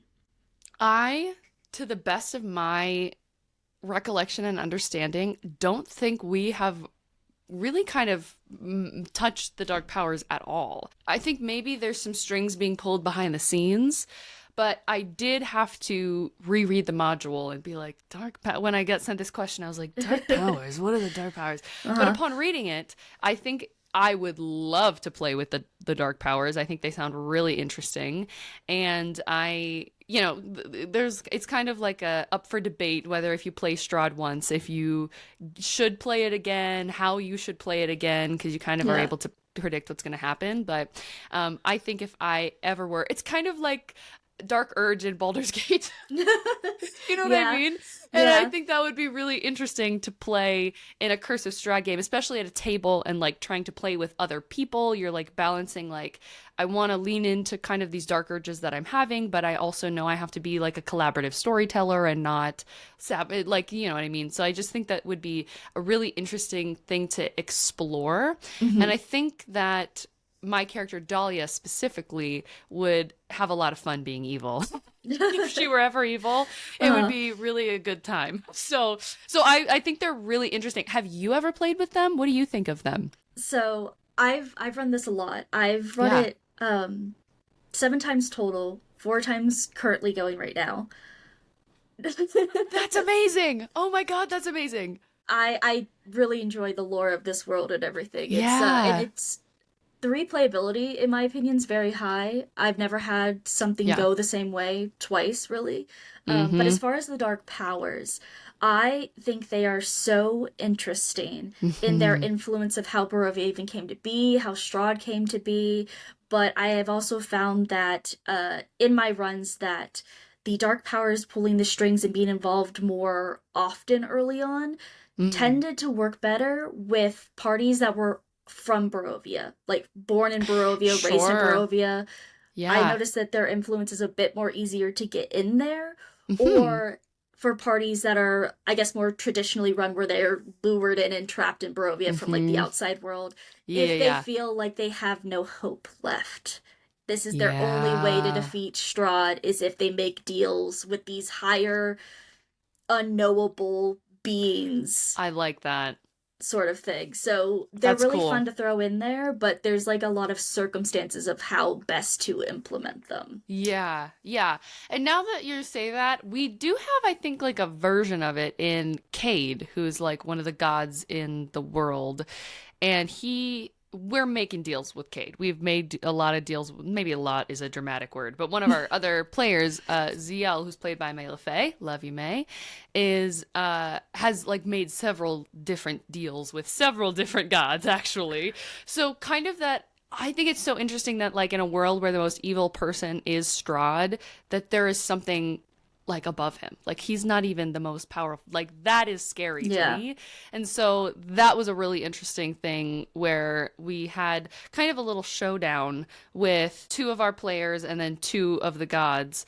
And it was just such a fun like detour from all the Strahdiness of it all, where it was like kind of, again, like, this world is alive. There are other things happening, and like, you can have your eye on the prize all you want, but that doesn't mean that there's not other influences that are going to continue to add fuckery to your experience in Barovia, right? So, but that's so interesting, like the idea of like when you have no hope of like, this is the only thing that you can do, and repercussions be damned because you have to kill Strahd, right? Again, it's that idea of like, I have one goal in mind, and how that maybe can be detrimental to some, if players are kind of like that. As a DM, I'm interested in your thoughts on this. It's kind of a fun way to like, not punish, but like, sometimes as a DM, you're like, oh, you're so focused on this one thing. That's so fabulous. And you kind of dangle the carrot a little bit. You know what I mean? Like, that's such a fun way to kind of play it, or like toy with your players and remind them that the world is much bigger than just Strahd. I love that. What is your like favorite way to use the dark powers? Is it deals? Is it making deals is your favorite way to use it?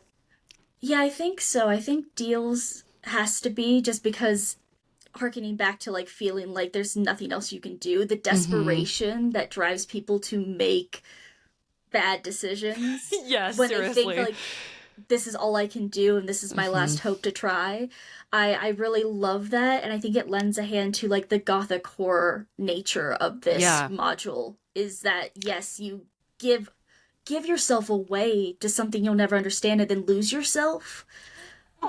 It's so good. It's so good. That's the best. That's the best. And it's also like, if a player is like, new or nervous or anything like that, it's a good way to get them involved, right? Yep. It's like, you can't step back from what's happening. You are now you're in the palm of Barovia, and you kind of have no other choice. So it's like a really useful device, I think, in the module to do a lot of really amazing things, and by amazing I mean maybe a little mean to the players. Yeah, you gotta be a little mean type. You gotta. With this it's one. Barovia. Yeah, exactly. I don't think, not that I know of. Like, I know the dark powers are always working in the background, and maybe out of character I've noticed some of those times where it has influenced things, because that seed of fate that you didn't see that was going to bite you in the butt. But I can't give any, like, specific instances where I remember it happening. I just know that it happens, and you do a really good job at, after game, like, you're sitting there and you go, oh, shit. I do love when it's, like, a couple hours after we leave a session, or, like, the next day, and then I get a little ping in a private chat of like, I know what you've done. I get to be like, what do you mean? Yeah. I don't know what you're talking about. Okay, I can give you an instance from the old game where it directly affected you. Okay. Dream Eater was a dark power. Okay. Yeah. I wasn't 100% sure about that. He was my favorite in that game. Like other than Would you like to tell the story? So, okay, my character, I didn't know anything about Curse of Strahd, and I said I wanted to be from outside of Barovia, because again, not knowing anything. And you did a really great job of being like, hey, I have this guy that we could use to tell this story with, in which he was supposed to send my little tiny owlin back to the Feywild, and I ended up in Barovia instead. On a classic mix-up. on a silver platter to be fed to Strahd. But I was a shadow sorcerer, so I didn't have a heartbeat really anyways. And liked Fireball too much. Yes, we know. But yeah, I like to make up other dark powers other than what's canonically there. And introducing you to Dream Eater was the best way to get you into the campaign, as well as connect all of the player pieces together, which I never got to see unfold because the campaign kind of fell apart, and then we did this whole reworking thing, and I've changed my purpose for him now. But he was a dark power, hence why he could kind of do things like extraplanar travel, but also it got messed up for you, obviously, and he could enter your dreams and eat them in exchange for information or aid, which obviously went so well for you. It did not, but that was like the best. I know you had a lot of fun with that. I messed up I think in the second session that I played in that game. And I had to wait a year. IRL year to reveal the mess up. I almost perished myself. I enjoyed it because I was like, oh, and that's when he knew he fucked up. Because I told the wrong person. Yep. The wrong information. Correct. Yeah, all I can say for our current game is the dark powers are around, as you are aware, obviously, but I'm not going to spoil that either. No, not until one of us accidentally sells our soul to them. It's gonna happen. I know. I have bets on who, but it's fine. Not saying anything. Yeah, so we haven't really seen the dark powers yet. I believe the only people that we've really seen right now is Strahd, so we haven't really heard much or seen much. I think we'll probably see more about them when we get to the Amber Temple, would be my knowledge. I know Maria's very concerned for Barnaby of any other deals he may make while he's there. Because she's like, I don't know if he's learned his lesson or not. And I'm like, I can't promise you if he has or hasn't right now. I want to say he has, but I don't know. He's in an unstable place at the moment. Yeah. I feel like all I could say is I'm also concerned for your character going there. It'll be fine, probably. But he has the party members. I'm sure they'll keep him on the straight path, out of trouble. Someone's got to stop him. I think you know the answer. I think I do. If I wanted to be generous and read into certain choices, I could say that the dark powers, aka the DM, had several influences on things. Yeah. But I don't think there was any intentional inclusion of the dark powers. Again, we never made it to the Amber Temple. Aside from the inclusion of the dark powers in the V5 tome, his diary, basically. Oh, yeah. That was it, pretty much. There wasn't really an exploration of it that I remember or recall. I think, if anything, and again, this wasn't intentional. I think it was more so like the curses that occur within Blood Hunters classes, how it will manifest your patron's powers. It'll change your physical appearance. That narration of like her eyes turning black, growing fangs, that could be seen as the dark powers leaching through Strahd into her. But that I think has more to do with Blood Hunters as a class and the choice of narration than an intentional choice of the dark powers potentially accepting her as an heir, which is what Strahd was attempting to do.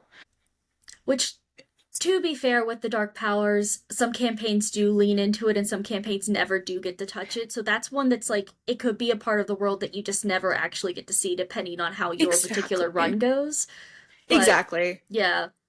I thought they were very fun. Like, I never made any deals with them or anything. I was close. I didn't. We had a couple other PCs make deals with them, but they were often kind of just like, I mean, they want out of there. They want out of their tombs and stuff.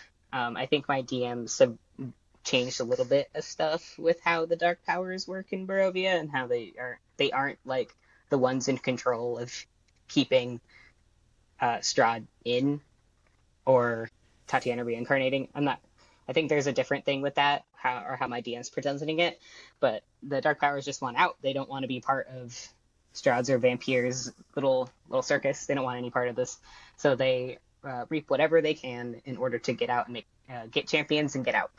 Is, I believe, so far the goal that they have, or at least what I've seen so far from our first game. They're a lot of fun. We had some big players in it, like obviously Zundun's a great one, and we had a lot of influence from Norganis from early on how my DM interpreted that. Like, they can, like, if you're down on your luck, they'll just maybe take a little hello to you, and they're often manipulating the players or other characters, even NPCs, into stuff. Like several NPCs were tied with Norganis, and that was crazy how that was handled. My DM interpreted Oblivion as like rot, and so it was like NPCs involved with him were like Isaac and Victor and Aragel were all involved with him. Aragel got involved with Strahd to like stop the rot. Isaac was going very, very slowly, and Victor made a deal with him in order to like live. Because he was stuck in his the teleportation loop, the infinite teleportation loop, and couldn't get out, and I guess died in it. And so that was the one way to keep him alive, and turning him into a rotting undead thing. And then he was gonna be the Norganis' champion, and that was a very cool thing for the Amber Temple to go through, was fighting a juked up zombie Victor. Oh my god, yeah. It was so cool, and it was so scary. That boss fight was horrifying, actually, and that was a lot of fun. I really like the Dark Powers, and I would like to hopefully see more of them in the next game, and maybe actually I will make a deal this time. I know my character in the first game was this close to making a deal with Vampire by accident, but that didn't happen. It was very close, but that didn't happen. That would have been a mess. That's so cool to hear how involved they were, because I feel like I've heard some people say that like they never even got to see the Dark Powers. They like thought maybe they were involved, but like it wasn't as upfront or like obvious like what you were describing. So it's cool to see like them being interactive and be like, yeah, no, we want to play the game too. No, exactly. I think it's just a lot of fun. All the millions of moving pieces. Like, there's just a lot going on in the background in Barovia, and it seems, I feel like it would just be a missed opportunity to mess around with them and just have fun with them. Yeah. Especially with the NPCs also. Like, they can also make those deals, and it could be, like, your favorite, most beloved person, and then you find out that they've, like, tied themselves to this thing. No, I think, God, we had a child PC in our first game, and he became really good friends with the Martikov kids.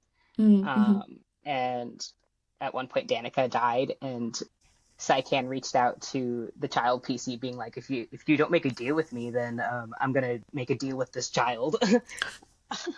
I'm gonna go talk to this Martikov child." And the child PC is like, "No, don't do that. Fine, I'll make a deal with you." And then we're like off table. We're like, "No, dude, he's manipulating you." But he did anyway, and it was awesome because he's not gonna let off table talk deter him, and it was awesome. It was a lot of fun. It was a really cool character moment. Yeah. But I think what was the best part about that is that the player forgot to mention bringing Danica back, so the deal was, okay, I will leave these kids alone in exchange for your memories now. Oh, geez, yeah. I forgot the Danica part of it and bringing her back, which was really sad. Oh, rip. But yeah, that's such a powerful, like, gothic horror moment for a campaign. No, yeah, we all lost our minds. It was beautiful. What have you found to be the most horrifying detail about Barovia itself? I'm going to shout out one of my fellow castmates on Cast Party, and I'm shouting out Jose, DM Jose G. I love Jose. I've done several different projects with Jose. And his character really leaned into the reincarnation bit of Barovia. Oh, I love that. So messed up. So messed up. There's like a couple different moments where we see like, he like discovers his like past like physical body that he had to like, he's like looking at himself literally. Like, it's like, what do you carry over from one life to the next life? What stays behind? Do you remember it fully? Is there stuff that gives you flashbacks?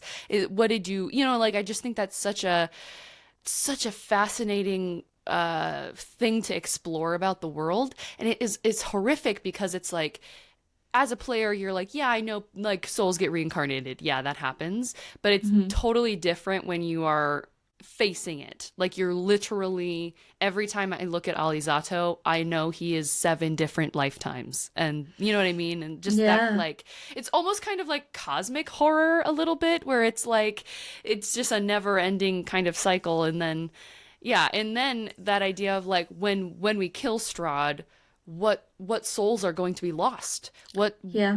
will you, is this your last, wrestling with like, this is my last life to live? And like, it's just such a fascinating, really unique element to Barovia that I think is underexplored.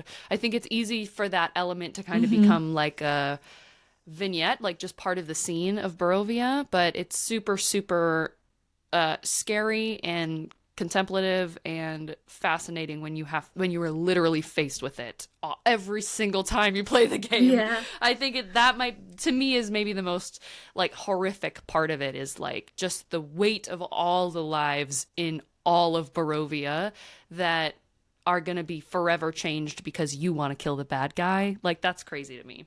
That is my favorite one. I'm so glad you said that, because that is Yeah. one of my favorite elements of why I can Yes. never get away from Curse of Strahd. Seriously. How many times I've run it. I've always been fascinated by the reincarnation bit for everything that you've said, but also like to give a player the soul of someone who did a bunch of evil stuff in their past lives, and then them having to reconcile, like, I'm trying to do good and make this place a better and be a light for this dark world, but my soul did absolutely heinous evil things, and maybe was even allied.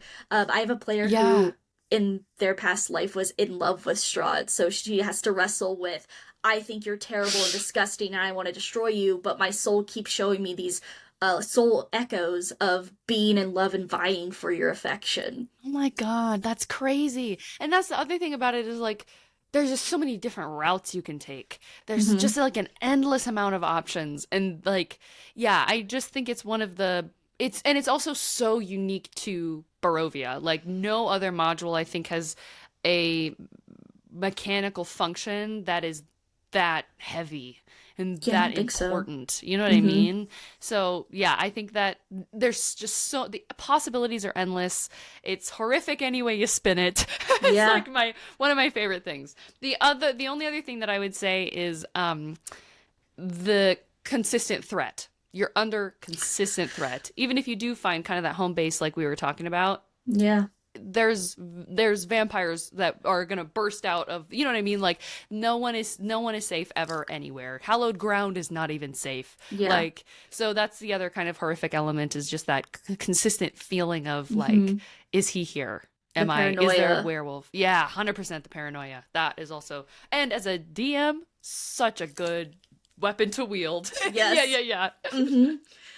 Yeah, because there's always like, it's either like a false perception of safety, or it's only safe for a very limited amount of time, because you know that you're being looked for, and then you bring the danger, or Ireena is the one who's bringing the danger, you could argue, as well. Yes. And it also then makes the moments of like safety or peace or quiet or solace so much more important too. Like, as a player, you're like, okay, I know this is the only time I'm gonna get to, I have to talk to ZL about this thing, and this is the only time I'm gonna get to talk to her, because tomorrow we're fighting werewolves and the next day we're fighting Strahd. Like, I have no other time. So it also kind of really prompts a lot of character connection because of the paranoia, and because nowhere is safe. When you feel safe, you're like, I gotta get to it now, because this is the only chance I'm gonna get. Yeah, knowing that any moment you could die. Yeah. You have to say what you have to say now, or you may never get to say it. Totally. And so as a player, it's that constant wheel of like, how important is this for me to say?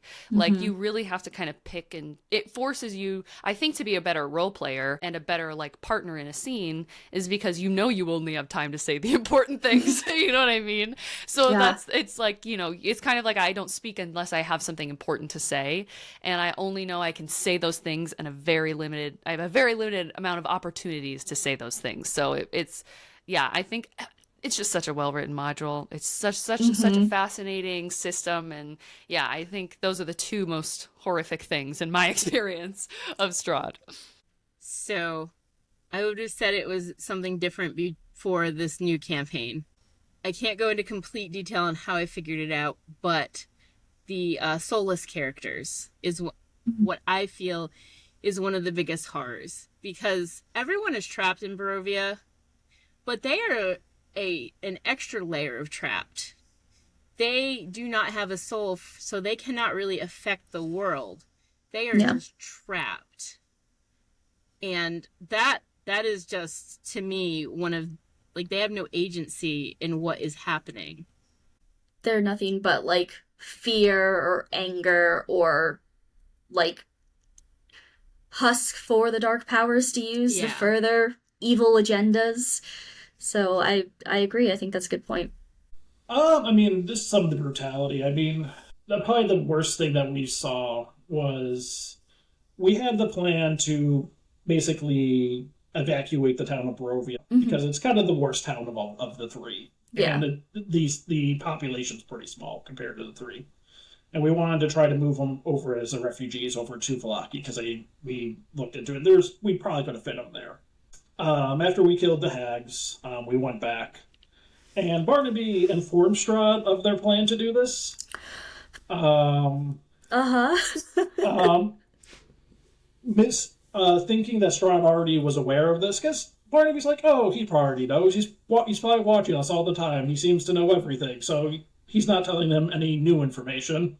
Not realizing that he's giving away bad information. And when they get back to the town of Barovia the next day, it is basically decimated, where there's just a giant blood pile over in the cemetery where the town has been all killed, other than 6, I think it was 10 people where 10 crypts were basically people were turned into spawn. Jeez. Yeah. So, but we saw the remnants of what happened, and I think we found like 2 survivors that were somehow able to escape through the night. But it was a rough finding the remnants of some of the people that didn't want to try to escape in their houses. It was not a and that hit Barnaby hard because it was definitely mostly his fault. At least, like, he didn't cause it, but he definitely and obviously informed on the action. So yeah, I get that. Yeah, I totally agree that, like, the village of Barovia is definitely, like, the most vulnerable one. And I had something similar happen in one of my campaigns where, like, that settlement's just gone. Most of the people were killed. And it is such a gut punch when you find that out, especially if you were trying to help people there. Yeah. Very impactful. Yeah, we literally just, like, we took out the hags after we took out, like, we just fed them, because they obviously have the dream pies, by the hags, which are awful. Yeah. Our cleric made the spell create food, like one of their high level spells where they create a bunch of food for the town. So they had actual food rather than the dream pies. And then we went to kill the hags. We realized we were close to Vallaki for the night, so we just went back there to sleep. And then we went back to save them the next morning. By the time we got back, it was too late.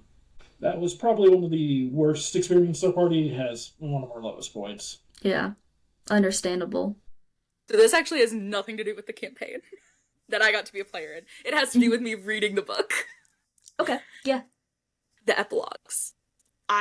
Because there's every type of horror, and if you want to, like, interpret certain things certain ways, you could really get into the horrors of, like, the Bone Grinder or Vallaki and the Cult and death. Like, you could, it's delicious. Again, I love horror. I think the most horrific thing is that it doesn't end. That it just, like, even if you get the good ending, if you win, if you defeat Strahd and you try and liberate Barovia, he will just come back, because the dark powers aren't done punishing this man. They aren't done torturing him because it's fun for them. Like, yeah. There isn't an ending. It just keeps going, whether you win or lose. And there's kind of like that cyclical, almost like nihilistic aspect to it that you can lean into. You can also, if you wanted to go like the PhD thesis route, you could look to see, is this an analogy of like chronic mental illness and the fact that you have good days and bad days, but it's always with you. Like, yeah. I think it's so shaped and so interesting. But having had my bad experience with the campaign and getting the source book, and I was like, I need to read this and see, was this rules as written, or was this the DM specifically, or like what I needed some closure on my end. Yeah, reading those epilogues, it just hit me like a punch to the gut, and now I love it. At the moment when I read it, I was like, oh, it all means nothing. Yeah. And I know that that's a big reason why some players, when they find that out, they really don't like that there's not, like, an actual good or bad ending. But I agree with you. I think that it's so impactful that it is just this cycle. It never ends, that you get to go through Barovia, be changed yourself as a character, but also get attached to those people that you got, like, you left behind, most likely. And then you get back and you realize it could be immediately, it could be years later that you finally find out that Strahd's back and Barovia's back in its normal state. Just to know that you did all that, you went through that trauma, and then that terrible man is still terrorizing his people. Yes. Yep. It's like the perfect gothic horror story ending, in my opinion. Oh, yes. I love it. I love it. It's something I think that you need to be aware of your players, though, because it's a difference of what type, because there's so many types of horror. Some people like slashers, some people more like thrillers, some people really like, gore. Knowing where their head is at, and that you as the DM have the power to change that if you so wish, because it's your world and your table. If you want to give them a proper closure, you can. But you have to know the source material and make the conscious choice in order to dictate what happens at your table. Probably everything with the Dusk Elves and Brez. Probably some of the most horrific details about it. I know there's probably some more, but there's just so much. But those are the first things that come to my mind. Just how absolutely awful that is. Yeah, truly. I feel like you really get to see Strahd's evil, like his cruelty, through those plot points. No, exactly. It was just oh man, this is intense. Same thing with it's that, and it's we did Death House, and seeing how that turned out as well. I'm just this is insane. Yeah. Actually, stuff like that, and the state of Barovia Village in general is just sad. But the orphanage too. There's so much in it that's bad. There's a lot of bad things going on. So I could name so much. Yeah. Of things that are happening. I think another horrifying aspect is that once again, Mandy Mod supplement stuff, there's this thing called Fitatob Manor in the Mandy Mod supplement, where it's a time loop mechanic in a manor. There's a party going on, and you get stuck in a time loop, and you have to experience this party, and everyone dying in it, over and over again until you solve the mystery. And at one point, we're just let's just leave. And we walked right into the mist. Oh my god. So my DM had to improvise on the spot what's in there. And I think what he did was so terrifying and really cool. Really cool and terrifying. And it is something I don't think I want to do again. Because because how scary it is. Yeah. And it's the fact that we died in there, but we get to live after that and remember what's in there.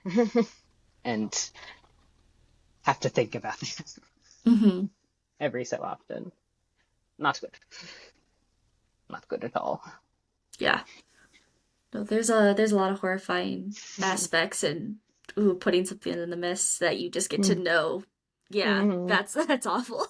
No, it is. Yeah, but it was cool. It's awful in a good way. It's just I'm so as an enjoyer of this kind of subject, I'm ooh, I'm so fascinated, but I'm also no thanks, never again. Yeah. Are there any storylines or NPCs that you missed that you wish you could have interacted with more, or just seen how that storyline actually ended? There were a few things that I weren't there for that just sounded like a lot of fun. The Tarokka reading is one.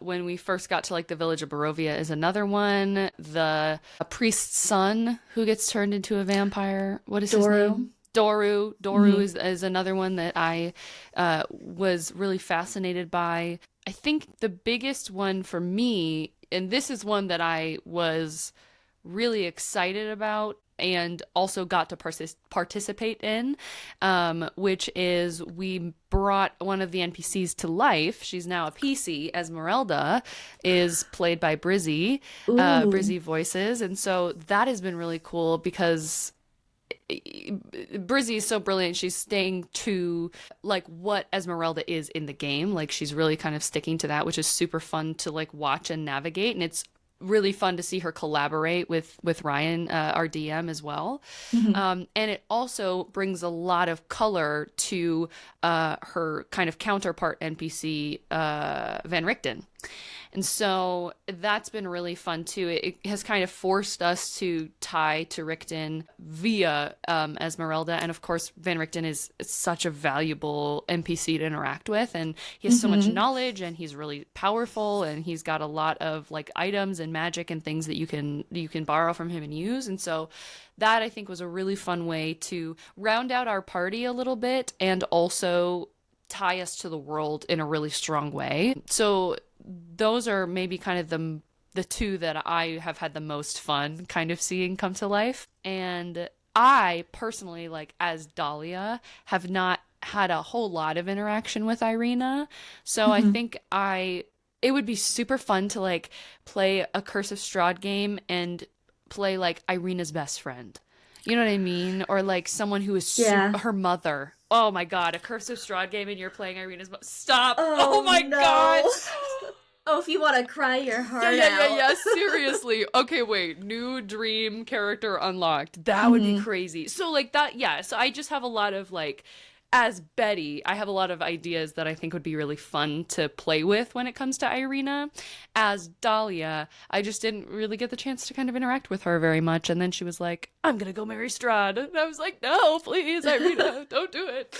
So I'm excited to hopefully swoop in and save her at the wedding and interact with her a little bit more in that way. Because we've also had, I'm kind of going off on a tangent now, but...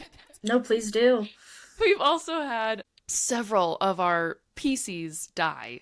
Like, I think we've had like 2 or 3 character deaths. And so the other thing is like, our party is very sensitive about people around us being safe, right? Yeah. So it was also like... when Ireena is like, I'm gonna put myself directly in the path of danger, all of our, flags went up, all of our warning lights lit up because we were like, we don't want to lose another friend. So that also was a really fun kind of motivation there, and in longing to interact with her more of like, no, I just got to know you. Like, we're not done here yet.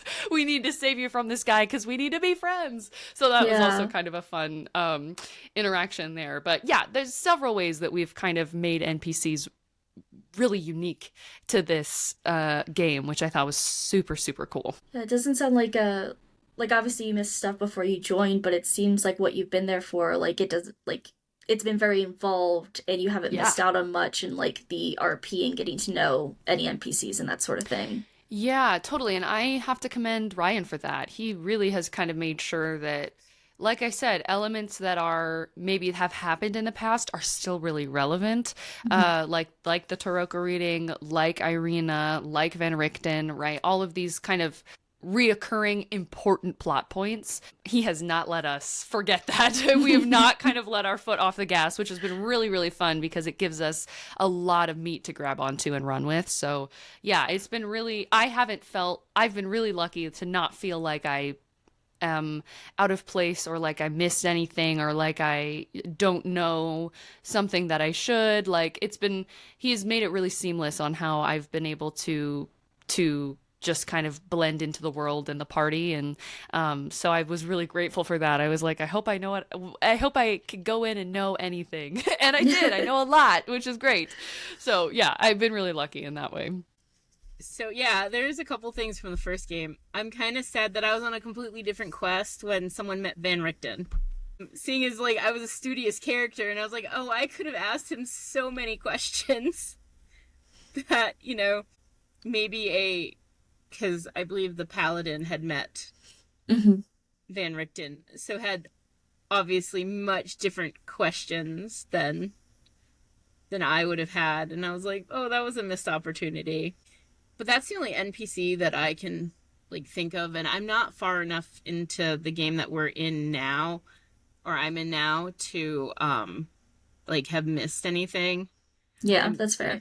I am being much more aware of surroundings and what's happening in this, and taking a lot more notes than I did before, which is I find very important in this game Yeah. is to take those notes and to come back before game starts, read over those notes, and like make little annotations so that you have things to bring into game and think about, more so than a lot of other like normal, like even if you're just playing a Faerun game, sometimes not as needed. No, that's such a good point, because like it could be from like one session to like the next one after that, right? That applies to, but also could apply to that with this being gothic horror. It's all about the long con for the consequences. It's the waiting. So keeping diligent notes as much as like someone's like capable of, because sometimes it's hard to write notes while you're like RPing in the moment. I totally get that. But to be able to have something written down to refer back to so that you could be like, oh no, maybe right before like the hammer falls sort of thing. Or even if you don't take super good notes like during session because you were really in it, I have like when someone else is given the recap, I have added to my notes. Yeah. Because they've brought up stuff that I forgot so that I then have it. Yeah. That's really smart. I mean, obviously we're still playing through. We still know we're still experiencing a lot. Some of theirs, like we're the only one that we probably didn't explore the most of was the abbot. We killed him kind of the first day we met him due to how it went. He tried to steal our friend's heart, and we went, hey, that's not okay, so we're going to have to kind of kill you because of that. I guess.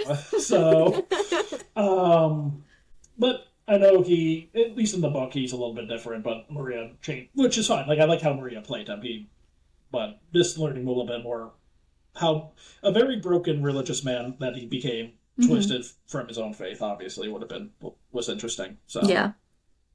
I think the abbot's such a great NPC and doesn't get as much love as some of the other ones, so glad to hear a little bit about him from your experience. Or mongrel folk. The people that he experimented on. Our cleric's trying to turn him back normal. That's what he's working on for. Okay. So I guess since like you're about to go in, like you said, you're wrapping up storylines, you're about to go into endgame. I guess I'm gonna shift a little bit of that question of like, is there anything that you're hoping for, if you want to theorize or put that out into the universe before the end? I mean, I would like Barnaby to make the right choices. It's really going to probably come down to what choices are Adam and how he's probably going to roleplay these next few sections when we're in town. If he actually decides if he can make connections that not to repeat his past behaviors, because he repeated from his own backstories. He's kind of been repeating himself a bunch. I don't think he's realized it himself. He's just so I'd like him to realize that and maybe kind of finally actually grow from it. And hopefully see some happy endings from some of the PCs. We have, some engaged players now, and it'd be nice to actually see them to actually be able to get married in game. But we'll see how that goes. Yeah, it's a bold choice to be engaged going into the end game, because that's just that's angst. Yeah, angst and tragedy fuel. Oh yeah. Maria jokes because it's the one that's engaged is the one gay couple, like in the campaign. Between Nikolai Wachter and my spouse's character Axel. She's like, yeah, I can't kill them out there. They're the only gay couple. I'd be a bigot if I did it. I'm like, I don't know. I feel like it'd be just as bad if you did it. Yeah. But no, I mean, I think if we at least some of us could get some happy endings, it is Barovia. I don't think all of us will, but at least if some of us get some happy endings, it'd be nice. Yeah. But maybe put down Strahd once and for all, but we'll see. Ooh. As someone who loves the exploration part of D&D, I really wish we could have seen Castle Ravenloft. I mean, I have the map hung up on my wall right now. I think it's such an interesting. I think I just like it. I've always liked the exploration part of D&D, even though that's not really like a storyline or something. I'm like, oh, that's really interesting, and there's so many things to explore. Even like the crypt and seeing all of that. Like, there's so many interesting things, and as a player and a party, that makes it makes you make choices about what to explore, what to leave alone.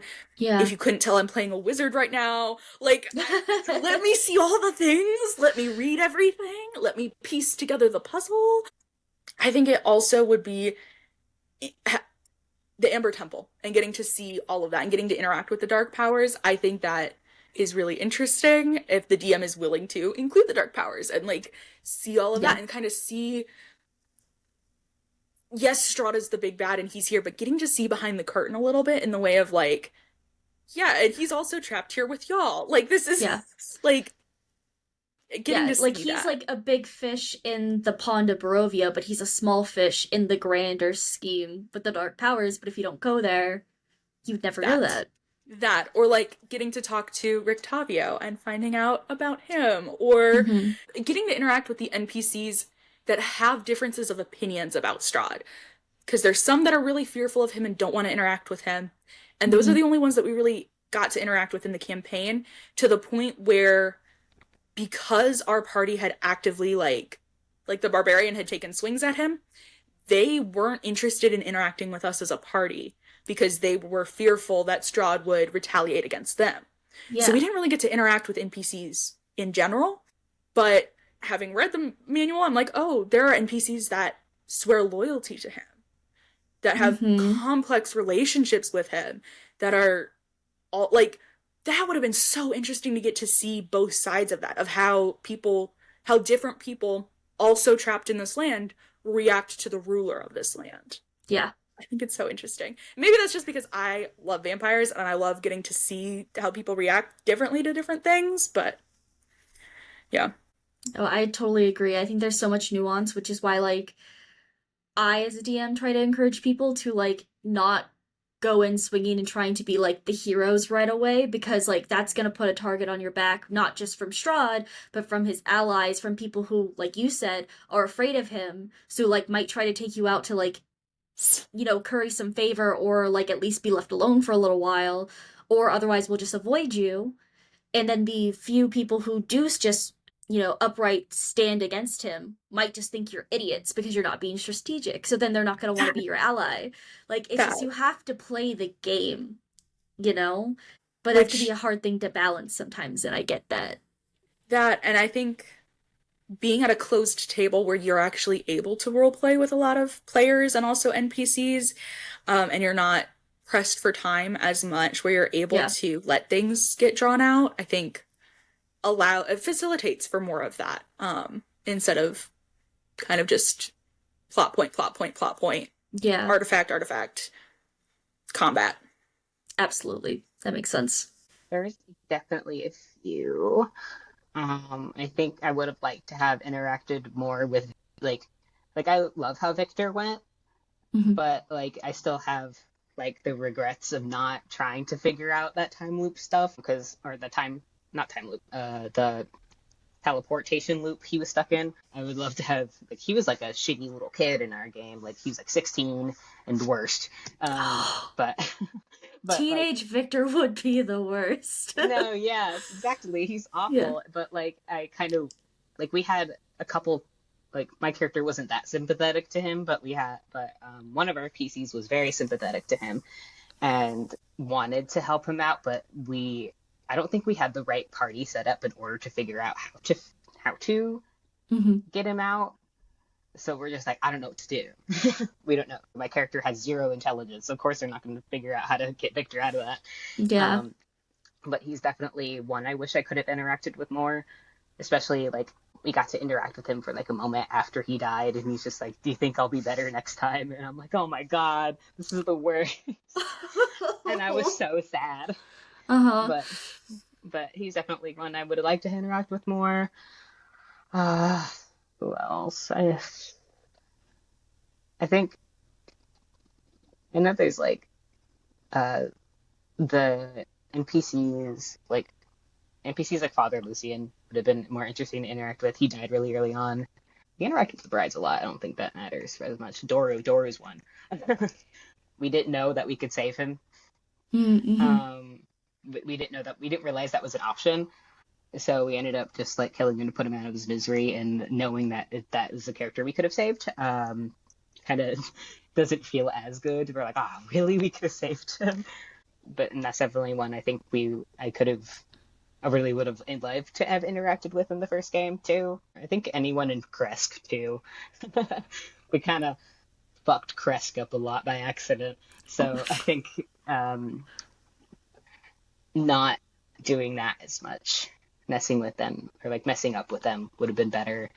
Or the abbot. The abbot would have been more interesting to interact with too. Would have been very cool. Fucked that up early as well. Messed up a lot in Kresk. Kresk didn't like us after a certain time, which is fine, but it's so easy to mess up in Kresk and have them be like, yeah, not you guys, because they're so paranoid. No, exactly. Like, we did good at first, but then kept fumbling the bag later on. So it is what it is. But I think with the other NPCs, we got a lot out of them. I think, like, I interacted a lot with Casimir, but I think I would have even liked to have done even more with him too, even though I did get a lot, but more would have been a little cherry on top. There's always the want for more, but like the setting's so big and there's so many people with so many interesting storylines that you're never gonna get to everything in one campaign. Or even like the Bastani, I wish I got to interact with more, but I think in the second game is definitely gonna pushing to interacting with them a little bit more because I have it so Danica already gets imports from them for alcohol, so so she already has like relations with them, so that's at least a one bonus point for that. But God, the list feels endless. Yeah, that's totally fair. What about, was there any like storylines or arcs that like maybe ended abruptly or you didn't get to see like the fallout of, especially because, you know, this is a horror campaign, so sometimes you don't get endings and neat little bows sort of thing. I think Casimir accepting that he is not going to die for his sister, that's one. I wish I could have been a little bit more fleshed out and a little bit wrapped up a little bit nicer. It was kind of like a quick epilogue moment. I think that would have been fun to have more of like an in-character conversation with Aragel. Aragel's one too, because I mentioned the rot stuff, right?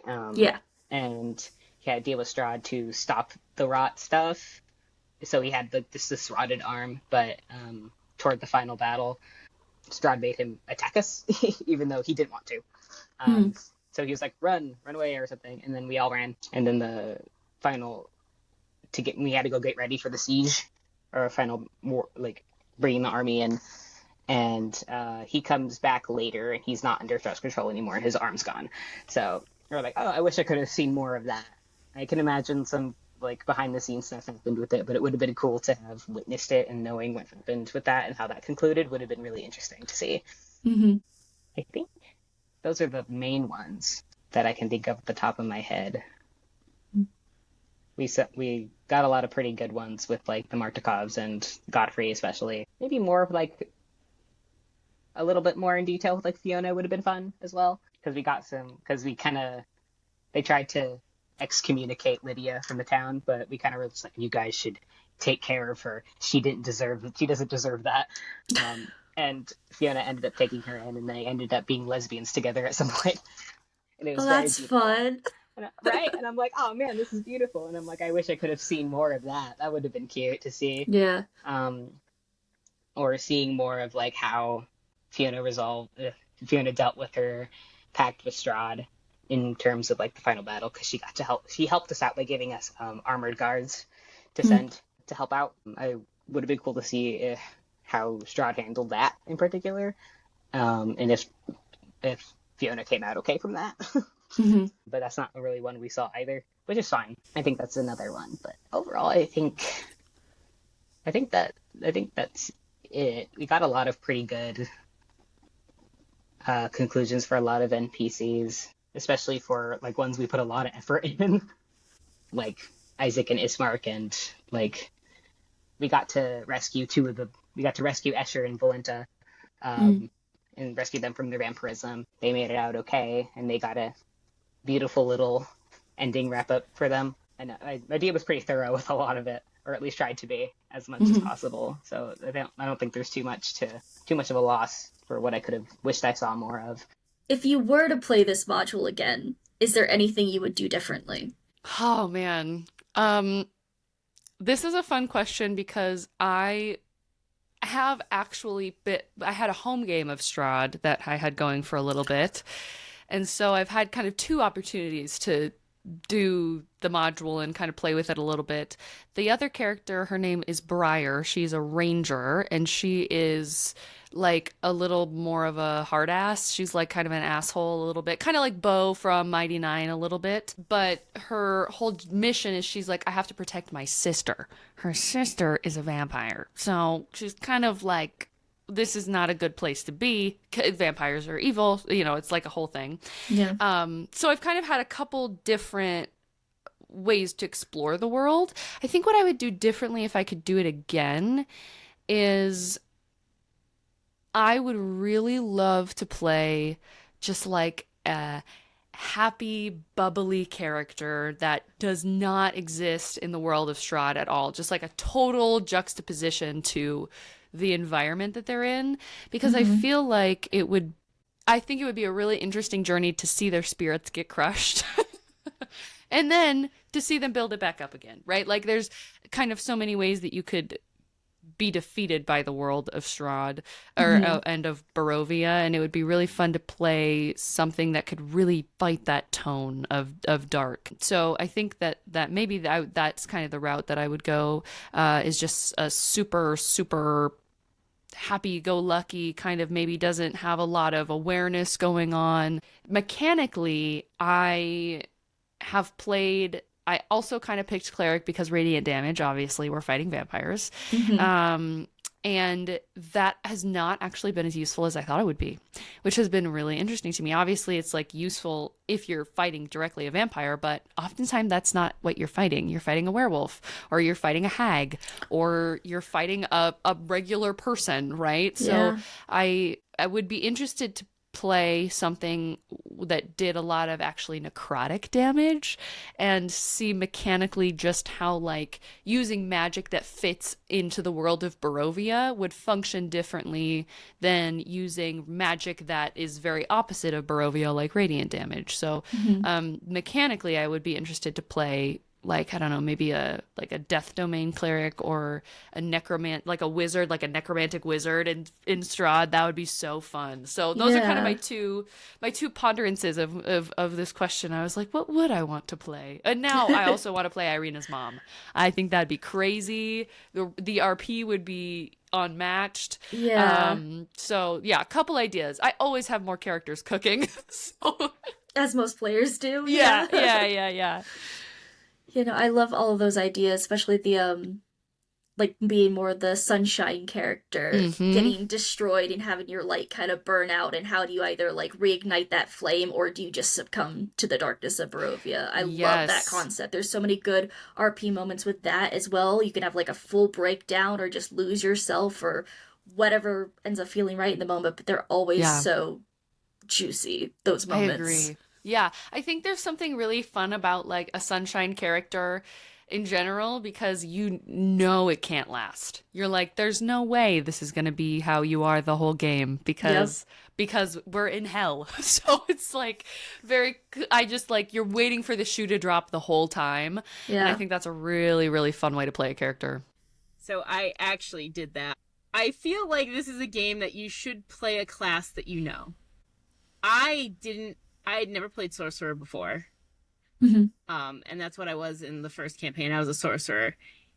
And I didn't necessarily think of some of the consequences that come along with being a hot-headed sorcerer that can totally alter stuff. My character was fireball happy, and I feel terrible about it. 90% of it. Like the 10% when I made Escher like a smudge on the earth. Yeah. I don't feel bad about that. But the other stuff I feel a little bad about.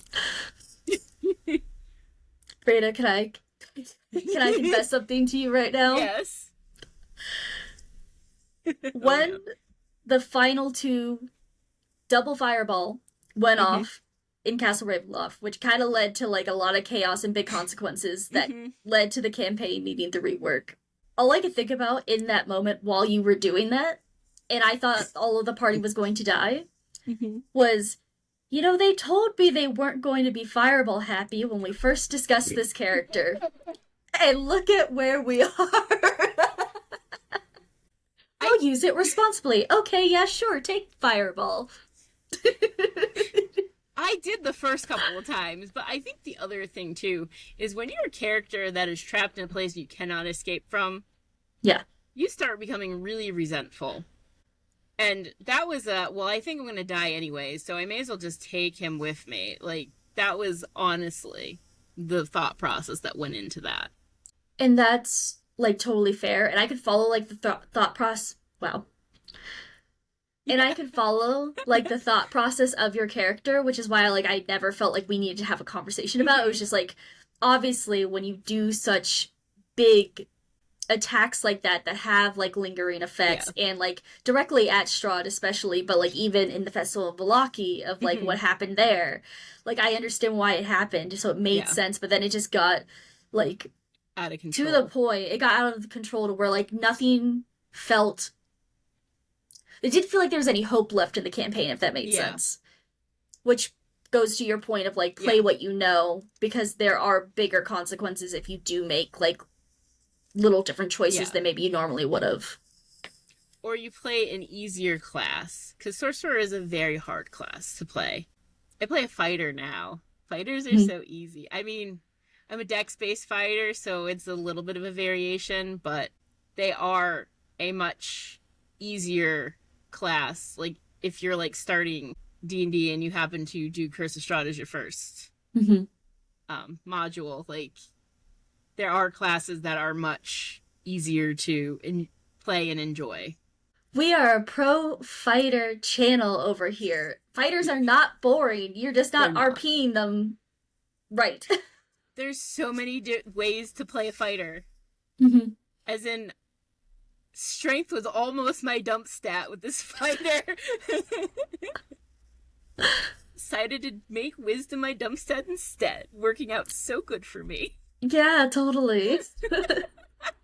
Probably not make a deal with Strahd. That would definitely change things up.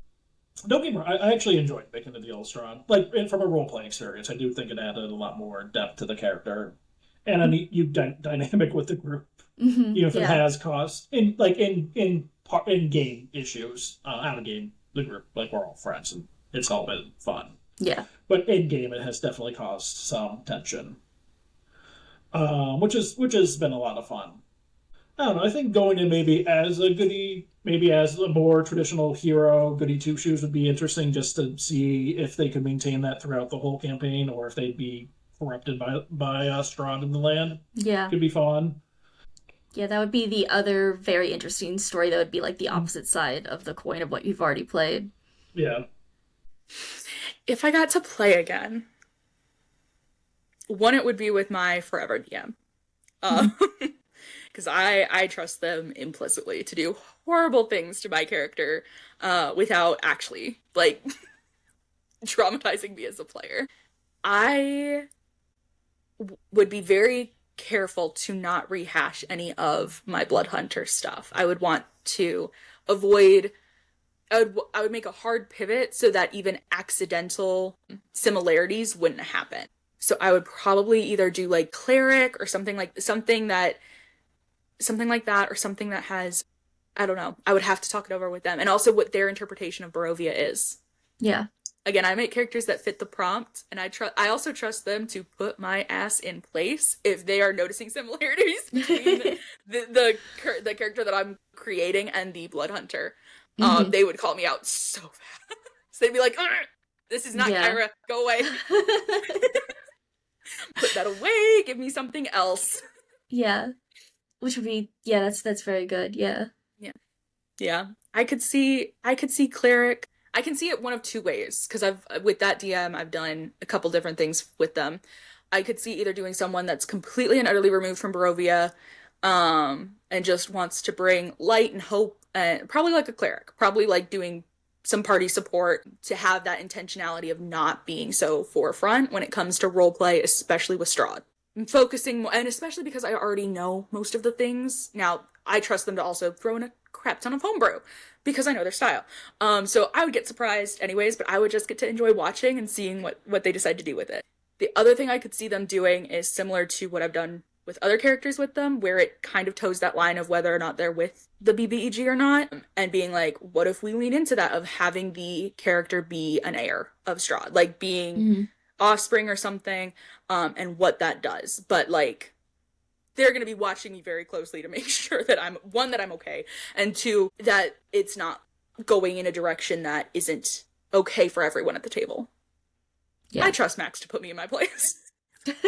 That's what we love to hear for like comfortability and safety and everything, and creating the story that you intend. It does help that they are literally in the other room. They're my sibling.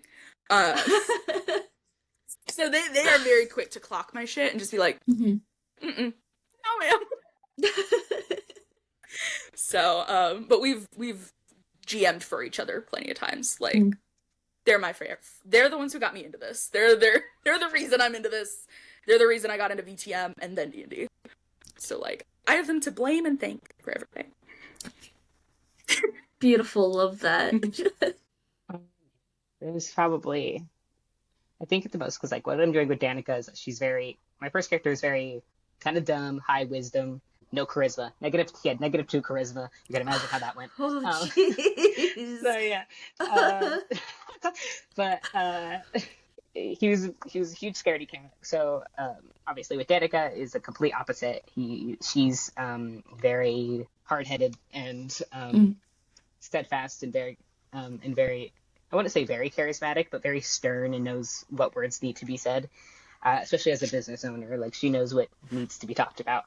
Yeah. She's still not very smart, but she has a lot more charisma to her, and is much more outspoken and is more willing to like put herself out there, and that's part of the difference. And her feelings about everything going on in Barovia, like she is the trapped character in there. She is stuck in the fly trap. Which I think for a new character, if I were to completely make a new one, I think I would go someone who actually maybe like not too high charisma, because that's not particularly a character that's in my comfort zone, but like getting into the charismatic side of Danica has been, I think, good for me regardless. But I think a character that actually knows what they're talking about and has more than a 0 intelligence would help. I think would be a start, and maybe is a bit more, I don't know about skeptical, but a lot more like willing to question things. For sure. Definitely a lot more investigative. I think. Yeah. I think would be a start. There's just so many options I can play for it, so it's hard to choose for sure. But I think that would be a start if I were to make a brand new character again. Okay, that was the last of like the set questions. So now I would like to open the floor to you. Is there anything that we didn't discuss that you'd like to bring up and share about your experience as a player? I feel I want to know what you think about the pacing of Curse of Strahd. I felt like, oh yeah, we've got so much time left, and then it was like, and now we're leaving for the wedding. And so it was like, as a player, I feel like I was a little time blind to how close we actually were. And that feeling of like, oh shit, like this is about to be over, is such a good motivating feeling as a player, because again, kind of approaching that moment of like do or die. This is two things are going to happen here, right? And so I think that the way that we've paced the game was a really, really fun. It wasn't like super fast in that we were flying through stuff, but the fire was always on our heels, right? We were, we kind of always knew we were being followed, we were being chased, we don't have a lot of time. So that I thought was a really fun way to do time. And we did that a lot by talking about like the moon, right? It's like the Harvest Moon Festival, or it's, the blood moon that we're, you know what I mean? So I thought the element of like lunar cycles was a really big theme for us in the game. And Dahlia is a Twilight Domain cleric. So her kind of whole shtick is the sky and the moon and constellations. And so that was a really fun way, I think, for me to be able to tie my character to the world, because the world was already using a timeline that my character really resonated with and like could follow really easily.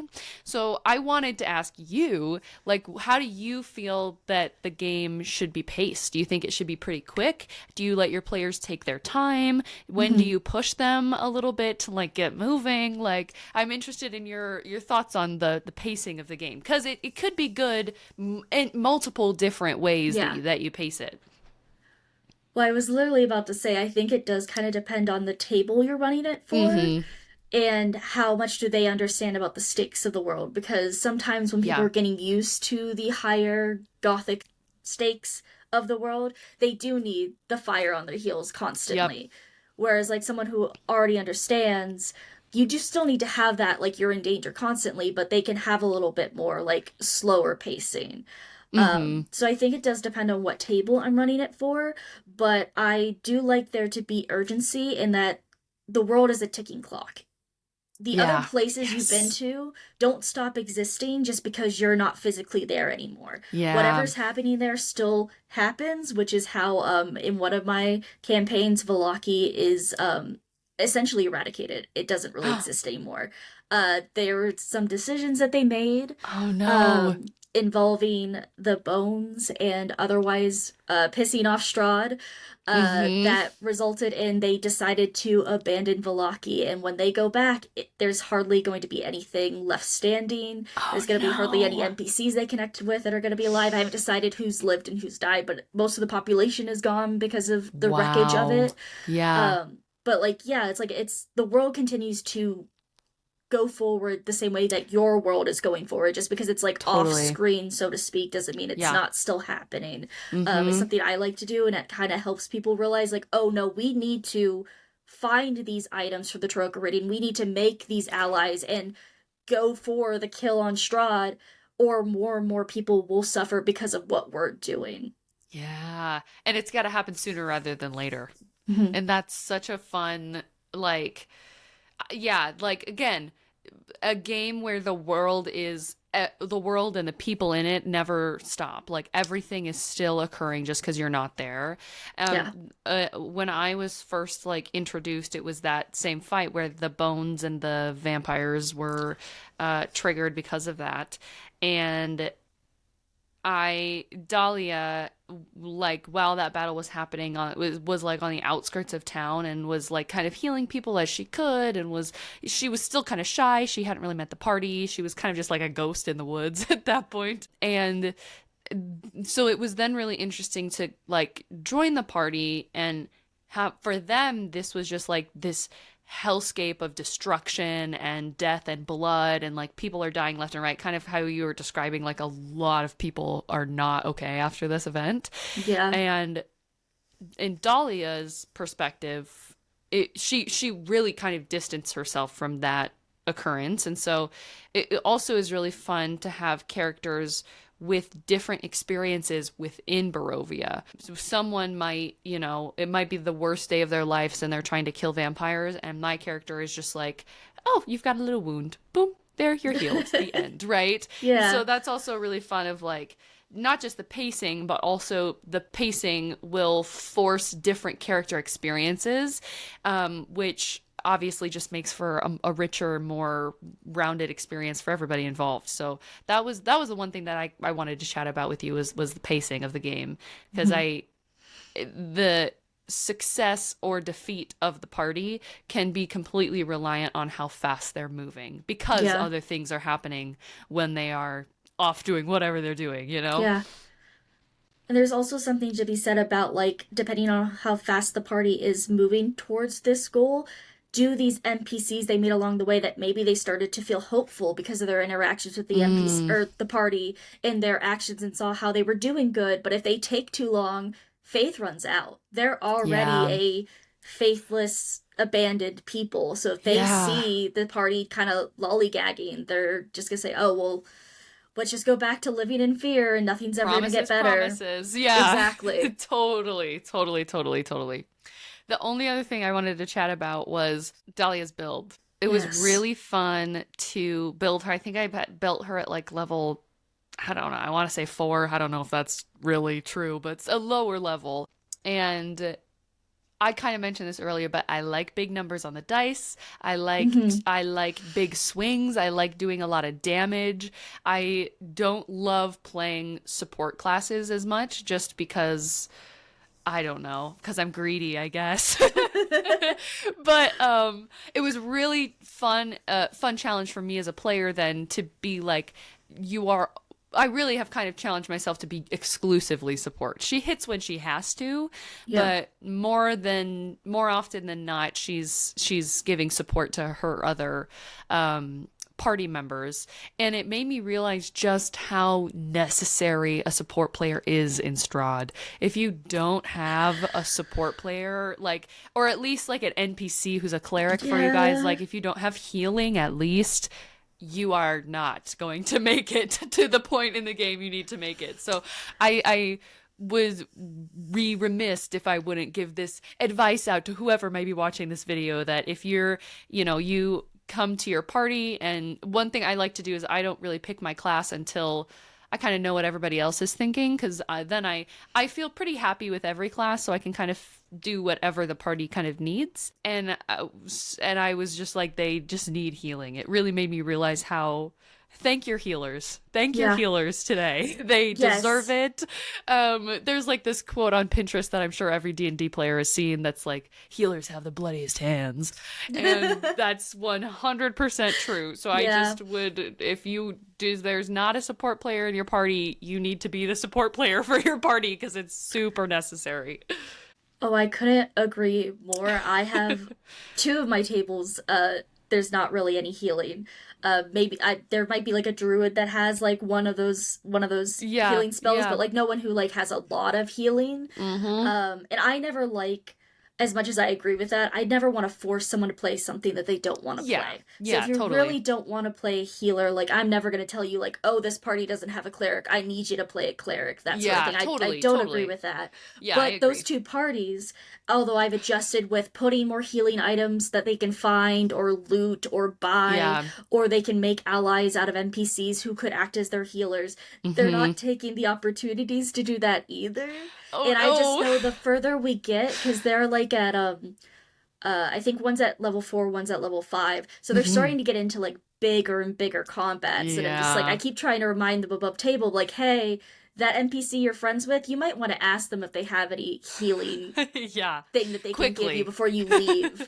So I'm hoping that they start to learn that lesson, because I am starting to get a little concerned with, hey, I said I would put stuff in the world to compensate for no one wanting to play a full healer. Yes. But I need you guys to look for those extra healing things. I can't just hand them to you like like one of the DDs of the world just handed down from the clouds. Here you go, guys. Like, that's not gonna happen. A hand comes down from through the clouds. Yeah, that's hilarious. Totally. And it's like, I don't think any other...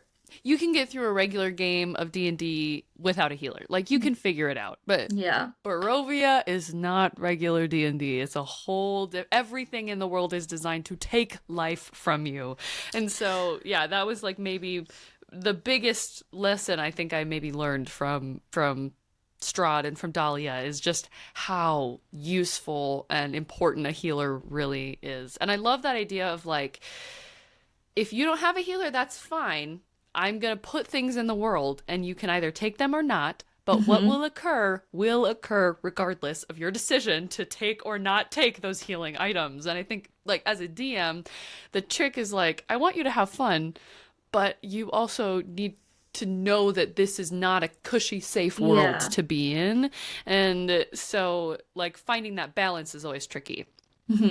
I would love to circle back, because I meant to say something earlier about your Twilight cleric connecting with the sky and the lunar cycle and that sort of thing. I always find it super interesting the way that the sky can be used in Barovia, because some people, you know, have those connections with like the moon and that sort of thing. I always run it as the clouds never part. So if you're from the outside world or you have something connected to the sky for like, there's a lot of subclasses that do. Like Yeah. it feels isolating. You lose your way of life, what connected you most with like who you are as a person or a deity or, you know, so on and so forth. Yeah. I have a Circle of Stars druid in one of my campaigns. Love. And his whole thing was that was how his family communicated, was using star maps and following. They were nomadic people, and like that was how he connected with others and made sense of the world, was comparing things to the stars and how they worked. And that he was suddenly completely cut off from his family that he had never really spent time away from, and from the stars as well. And there was a moment where Strahd tried to manipulate him into kind of being his insider by parting the clouds for him one night so that he could finally see the stars, and try to, you know, manipulate that like almost paternal connection with him of like, I can give you your stars back, boy, if you help me, sort of thing. That's crazy. And it was this huge emotional moment. So I've really loved using the sky as almost like a isolating tool, but also a way that Strahd can manipulate certain players that care about those sorts of things. That's awesome. I love that. Yeah, like that idea. It feels like you're in like a fishbowl or a box. It's like Strahd has trapped you in his box and he has control of the entire box. And I love that idea of like something that you felt it's like is always going to be there. It's the sky. Why would it not be there above you? But then it isn't. And it's like this thing that I thought was an immovable constant in my life is now not that anymore. And I think Dahlia had a little bit of that where she's like, it's such a big part of like her magic and her character, but she doesn't have a way to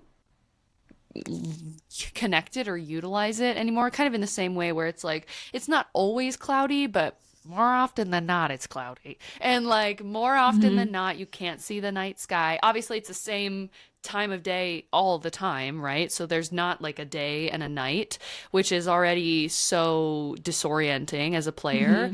And yeah, that's another kind of thing, back to the question of like the most horrific element of it. That's another horrific thing where it almost feels like a liminal space. You're like, I'm not even in reality right now. This is like just some kind of horrible nightmare where time never moves. There's no day, there's no night. I have no way to track my life. And that's so disorienting as a player and such a cool tool as a DM to use and to manipulate. And like, now I'm thinking about it and I'm like, we only know the cycle of the moon because Strahd like allows for the moon to be seen, right? Like, so it's also like, even right now I'm having like the heebie-jeebies of like, you know what I mean? It's just such a cool element of the world. Yes, I had forgotten about that. Thank you for bringing that up. That's such a cool facet of the world. Have you ever played like a Circle of Stars druid or a Twilight Domain cleric or anything that has like connections to the sky like that?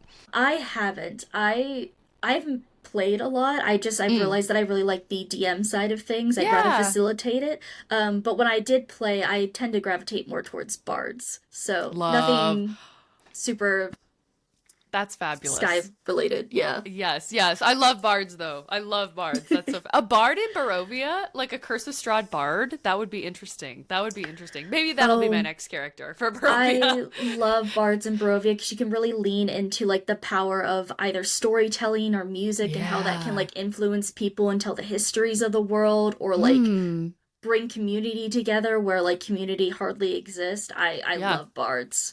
That's so cool. That's my next Strahd character, is I'm going to play a bard. You've inspired me. I think they were really great questions and we covered a lot. I really don't have much else to say, like, because again, I'm very lucky that I've had a great DM to like guide me through like one of the most like horror based D&D modules. Mm-hmm. And you add a whole bunch of cool stuff to it, too. So it's, like, it's enjoyable. Wahoo! This is the part where I feel awkward because that was just a compliment towards me. I mean, I've said it to you before, though. Like, you also, like, made me go, maybe I'll DM again. Which is great. Yeah. I mean, obviously as long as it is something that people enjoy, because some people just, it's not for them, and that's totally Yes. fine. But that was very nice to hear that you felt inspired and good enough with D&D and stuff to start pursuing that again. Yeah.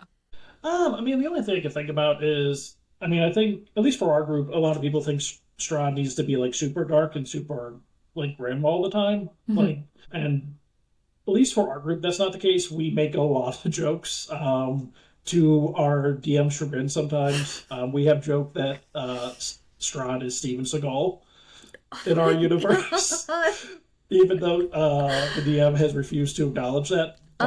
I don't remember why we had said that. At this point, it was something we said like during year one, I think, and we, like I said, we've been doing this 2 years. But the joke is that that's the case. That is our Steven Seagal is our Strahd. So just try to have fun in moments of levity and try to connect to some of the NPCs. There are good people in there, even if they don't seem like it. Some of them can be fixed. We have Lady Wachter. I know one of the God. We have one of our PCs, our Clegg Romancer, and she has changed for the better. Oh, that's fun. Okay. Yeah, she is one of our allies, believe it or not now. So we changed her away from Strahd. So interesting. That yeah. That's not what I usually think of when I think about people romancing NPCs and potentially changing them for the better. No, I think it started as a joke. We went to dinner with Wachter because she invited us to dinner, and we went to because she's like the second most powerful lady in Vlaki. So yeah, you don't really get to say no. You kind of have to go. Yeah. And we wanted to explore the house. And Ace, he's our fairy, got a note from our ranger, because our ranger was going to go try to explore, and that kind of failed because he got escorted the whole time. But Ace, he's playing a fairy, so he's a small character, so he can kind of get through the vents versus our ranger can. So he wrote Ace a note, and he failed his check, so he's looking at his lap while reading the note, so Wachter kind of called him out on it, and he made he tried to roll a persuasion check to make it like he was flirting with her. And it just expanded from there, and eventually, it turned into a full-blown something. It's weird because now his ex-fiancée is in the world, so now it is a full situationship that his character needs to deal with. Oh, geez. Okay, the drama. Yeah, there's a lot of drama with that character right now. His daughter's there, his ex-fiancée is there. Oh, geez. Okay, I think Maria did tell me a little bit about that, because now that sounds familiar. Yeah, Ace is the one, like the fairy, he's the one that had amnesia that has the backflashes to the war. We call him a playboy because he's been who goes after the MILFs, because he's been like with two of the ladies in the world, and he's trying to get with Lydia. Oh my God. As you well. only have so many hands. But that he says, and then his wife, and his ex-fiancée just showed up, and now he's kind of like, I don't know what. And he's like, and he was kind of starting to settle down. Now he's like, I don't know what I want. And he's like Ace is kind of like, oh. Yeah. And now he's kind of stuck. So, no, it's been interesting to see. And I talked with the player, and he's kind of like, he kind of has an idea where he wants him to go, but he's like, he has to see where the role plays out too, obviously. Yeah. So, but he has an idea where he wants it to go at least. So, okay. But yeah, no, it's a crazy campaign. We've definitely done a lot of silly, goofy things, but we have fun with it. I mean, I guess at the end, that's all that really matters is we have a good time, and we've done a lot of really goofy stuff like that. Yeah. But like I said, we still have our dark times with like Barovia and our ranger almost losing his heart to the abbot and things like that. So it's not like it's a great world that we're in. So yeah. You have to, as like the party, be the light that like kind of spreads to make those goofier parts, or like Barovia doesn't ever get better. So it's a good balance. Yeah, definitely. Anything else you can think of that you want to talk about here at the end? No, I mean, I guess players, if your DM offers you the chance to work with Strahd, it is very fun for roleplay. Mm-hmm. Mechanically, you may regret it later, but roleplay wise, it's a lot of fun. You sound like the evil advisor in people's ears right now. Like, yes, make the deal with Strahd. Yes. I don't get me wrong. I have really enjoyed it. Like usually because we basically it was like kind of like because he's my patron. I just talk to him mentally, so I just texted usually between like after between sessions we would Yeah. just do it. So we'd have to break up between the sessions, Mm-hmm. especially since it was a secret for quite a while from the party. So that was fun, and it still is, but it's definitely caused some issues. Yeah. Especially when it came out. So, but if you do it, I was prepared to lose Barnaby when it came out. I was able to talk my way out of it. But if you do make the deal, I would be ready to probably roll a new character to have a backup character Yeah. in the wing, because not all parties are probably going to be willing to work with you after you make a deal with the devil. Yeah. Yeah, literally. I think that's great advice is just you do need to be prepared for like the worst outcome if you do Yeah. that sort of thing. It's very Yeah. fun, very interesting story, but be prepared for it to go yeah. bad. I was prepared to either have Barnaby run away because he's a druid. He probably could have survived with enough hit points to get away and possibly actually join Strahd, which would have been an interesting, I think, gameplay wise for him Yeah. to join him. So I was definitely ready to hand my character sheet over in the end, and then just have a new character that I would have finished the campaign off with. But I think the group was nice enough to not kill me. At least Ace, our cleric, was like, "Yeah, he's like, I want to kill you, but the only reason I'm not is because that's what he wants me to do. Like that's what Strahd wants me to do. That's so and good. And because that's what he wants, I'm not going to do it. But otherwise, you probably wouldn't be alive right now." So yeah, he has, and has been stuff where people just haven't told him now, just because he's not trusted. So Yeah. so Understandable. definitely understandable. He takes it very personally, though. I think just emphasizing the utilization of safety tools, that they should always be used, or at least be available and encouraged for use. And also, and this is more so, I don't know who's gonna listen to these, so for DMs who make your players practice using them. Like, make them practice, because some of them have never used it before. Yeah. And if they've never used them before, and then suddenly they're in the situation of needing to use it, and they've never used it, that's another barrier of using it. The other one, and I'll just share this because I know Max would want me to share it, is because we will roleplay heavily. We will actively have tears at our tables. Like, we'll get into it, and it's so fun. Yeah. Question. Oh, for Oscar? Are you going for an award? Congratulations, you won! Congratulations! You win all the awards. Fantastic. Players okay, though? Great. Here's another one. Like... Oh, I love that so much. Yes.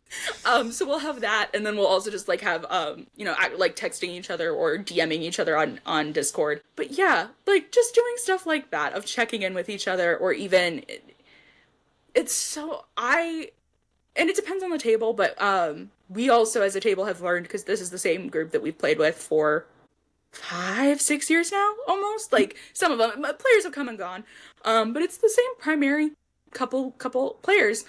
So we've definitely, and we were all new when we started. Brant never DM'd before, never played before, so we've all grown a lot. It is not a bad thing to discuss it above table. Popping out of character or not being in character all the time is a good thing. Because we're Absolutely. not professional actors, you shouldn't be in your character's headspace for that long, especially if you're not used to it, especially if it's a harder campaign. There is no shame and nothing bad about hopping out to just describe your action as you instead of as your character. Like, Yeah. we don't all have to be LA by Night or Critical Role. I love it. It got me into it.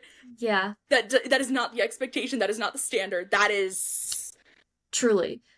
And Yeah. those bigger productions also probably have teams to help, navigate feelings and stuff like that in character bleed, because they're making money, they're making a show, they have those resources. Whereas like obviously most home tables don't.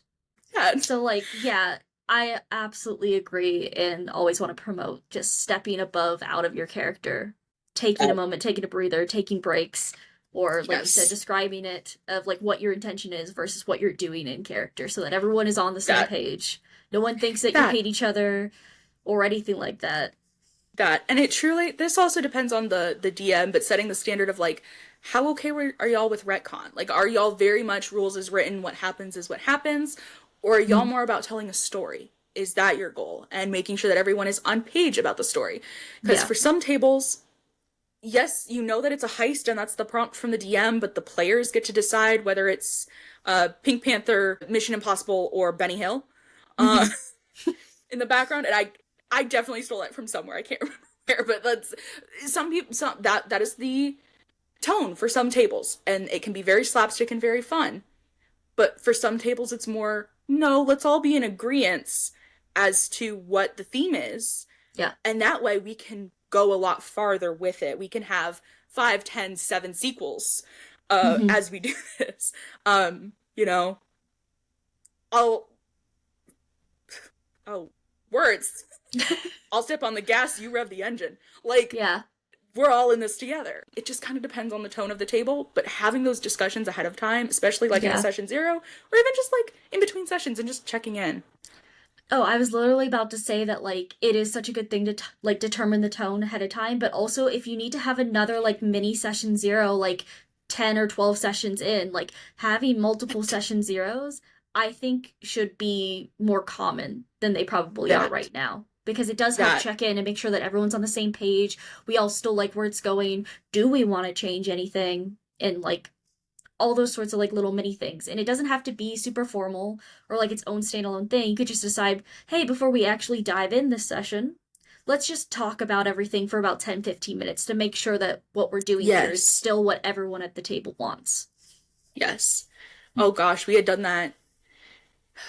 Player had gone on to death saves for the first time in this coming of age magic school campaign. And due to some IRL stuff that was happening, people were dealing with IRL grief. So we had to take a break, and we came back in and they were like, 1, let's just set the tone immediately. Y'all aren't rolling death saves. Like, there is a cleric with a diamond. Y'all are just going to do revivify. The character's going to come back so the players are okay. We're going to take it easy. We're going to do this just so that you know your character's okay and you can put the baby to bed. And then we're doing a beach episode. We're not going to continue with the combat. We're not, like, what's needed right now for players because of where everyone is at with life stuff. We're just going to be a group of friends hanging out because that's what people need right now. And I don't remember any other details from that session other than, oh, I'm glad I was able to be on call with my friends for a couple of hours just hanging out for D&D. Like, that was great. And then we got to do combat the next session. Like, it was totally fine. And you're so right that sometimes all you need is just to hang out with your friends playing silly little characters. You know? And it doesn't take away from anything. It doesn't. It is a game, so it shouldn't be hurting anyone. You should be able to have fun with it. And if you're not having fun, then what's the point? I will have so much fun if my character, put them through the horrors, make them the most traumatized, make them Jonathan Sims, King of Wump, make it awful, make them horrified. I'm so here for it. You have my blessing again. I will hand you the bullets.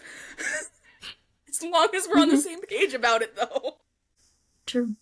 Anything else before we end?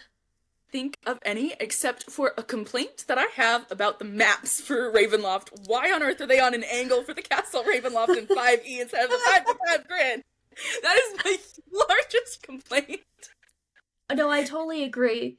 It's gorgeous to look at, but horrible to translate for electronic. For an online game. It's horrible to do that for electronic, or even if you're playing IRL. Like, because then you gotta fully draw that map and try to make sure you got the proportions right and everything. That's where it's like, I guess I do feel thankful for, I bought the module on Roll20 so that they just make the map for you top down sort of thing. I didn't have to do that because making maps is my greatest downfall as a DM, and I will own that. I hate doing that. I hate making maps. That's so fair. That's so fair. I've been trying to use Incarnate to like translate it, because I also feel like it's a good way for me to get my eyes around the map and like get a handle of everything and where all the traps are and where all the deadly stuff is and where all the decoration is, and like, because it'll make me sit down and actually study it. Yeah, that's fair. If I make it. And then I was like, oh wait, I have Canva, and then I don't have to pay like for Incarnate Pro. I can just use Canva and I can do a 5x5, and so now I have to translate them all over to Canva, but I'm probably gonna do that. That's smart. So, but yeah, studying that map is a headache. truly, it's beautiful. It's a monster. I hate it. Which, I mean, I guess it's a castle, so it makes sense that it would be big and confusing. It's like, what, 6 floors of absolute hell? For the players and the DM. I want to see it. It's going to be beautiful. I think I first want to give a quick shout out to my DM, who was awesome and a fantastic storyteller and excellent improver. I think a lot of story elements that were my favorite wouldn't have happened if they weren't off the flying cuff. Especially, like, I think, God, well, there was a few elements of the story that were completely just off the handle and that were freaking awesome. And then being able to handle tough subjects with grace and speaking with players that they're having issues. Like, he really is truly freaking awesome. And I think he deserves a shout out for creating a really cool game that lasted 4 years. Oh, geez, yeah. Yeah, it was a long game. And the fact that we all kept coming back to come back to this game I think it is a testament to his dedication to running this game. Yeah. As for anything else, there's not too much I can think of. I'm just like, there's so much. I can't really summarize 4 years worth of gameplay for anyone. I think, like, yeah, there was so much change from the base module, and like I said, he used a lot of stuff that he made up himself or from the Mandymon modules or Reloaded or Lunch Break Heroes. Use a lot from them in creating this very stitched together but cohesive story that was pretty great. And how he got each character involved more, and each player involved and more interested in the story was pretty great. Because I know for sure, like, my character would have been a lot more vitriolic and angry and bitter at the world if it wasn't for characters like Isaac or Strahd, somehow. Weirdly enough. The scale. Yeah, the scale's crazy.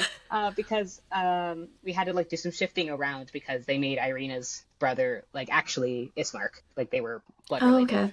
And so Isaac ended up being my character's brother, which was really cool, and I really loved that. And their dynamic was very sweet, despite everything. And I think it was a good motivator for my character to seek things out and learn stuff rather than recede into himself.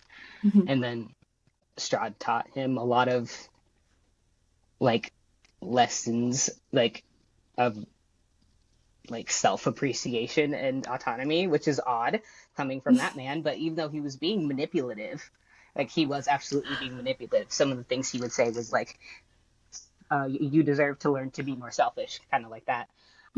Which it obviously meant like, you should stay with me kind of stuff. Be selfish and to make the choice to stay with me, obviously, is what he was meaning by that. But my character being dumb as fuck, man, took that to mean, okay, I'm going to actually be selfish, make the selfish decision to not do what I want and stay with you. Or not stay with you. And worked toward doing the hard thing and putting him out of his misery. Yeah, my DM's the type to not, like, want to, like, obviously we all worked really hard. And so wanted to give each player, like, something nice at the end. And one of my character's goals was to be able to bring him back, Strahd back as a human. And I got to. And that was awesome.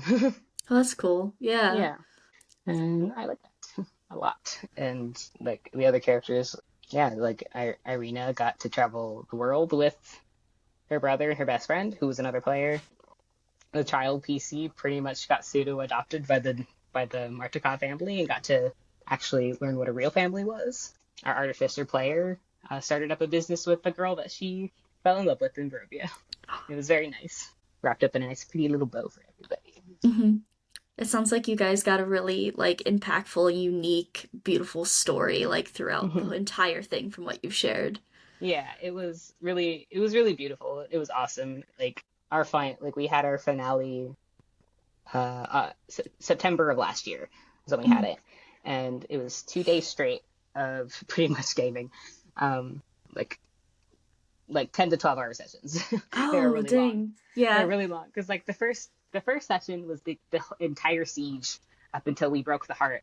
Ludmilla did a really like we managed to get Ludmilla to help us and get her on our side, and she did like a beautiful sacrifice, taking her and Rahadin out with her, and that's when Strahd yelled at us to meet him in the throne room for the final battle, and that's what the next day started, was meeting up together to start fighting him.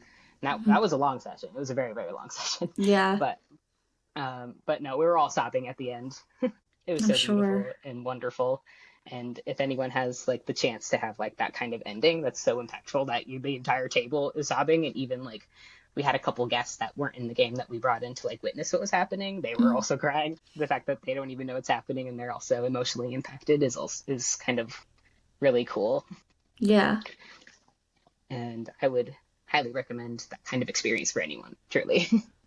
That's absolutely beautiful. And I feel like that's like where you get to like the point is having fun along the way, right? And building these characters and the world and the story together as a table. But that end moment always like makes that point like really hit home when everyone's sobbing together at the end and getting to see how this story that you've been building for years finally concludes. It was so cool. It was awesome. And I miss that game so much, but I can't be upset that we actually got to finish it, because I know it's notorious that Curse of Strahd tends to not finish for a lot of people. Yeah. So I am one of the lucky ones, I can say. But if there's ever a chance, it's something that I would love for anyone to have. Yeah, that is the unfortunate actual, like, real-life Curse of Strahd.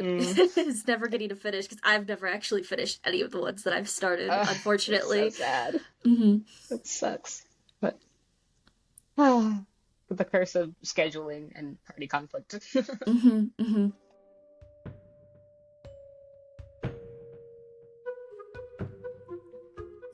Sit down and talk about everything that we just got to listen to. All of the stories that were shared among these 5 players were really interesting to hear, and how different they've been from the amount of runs that I've done. Because like I said, in one of the interviews, I believe I left in that I have run Curse of Strahd at least 7 times. I've done a couple other Ravenloft-based campaigns, and I've had various different results. No 2 parties have ever really interacted with something the exact same way. Sometimes we can make parallels and similarities, but like from my experience, like it's always very, very different. And I think we saw that showcased among these players as well.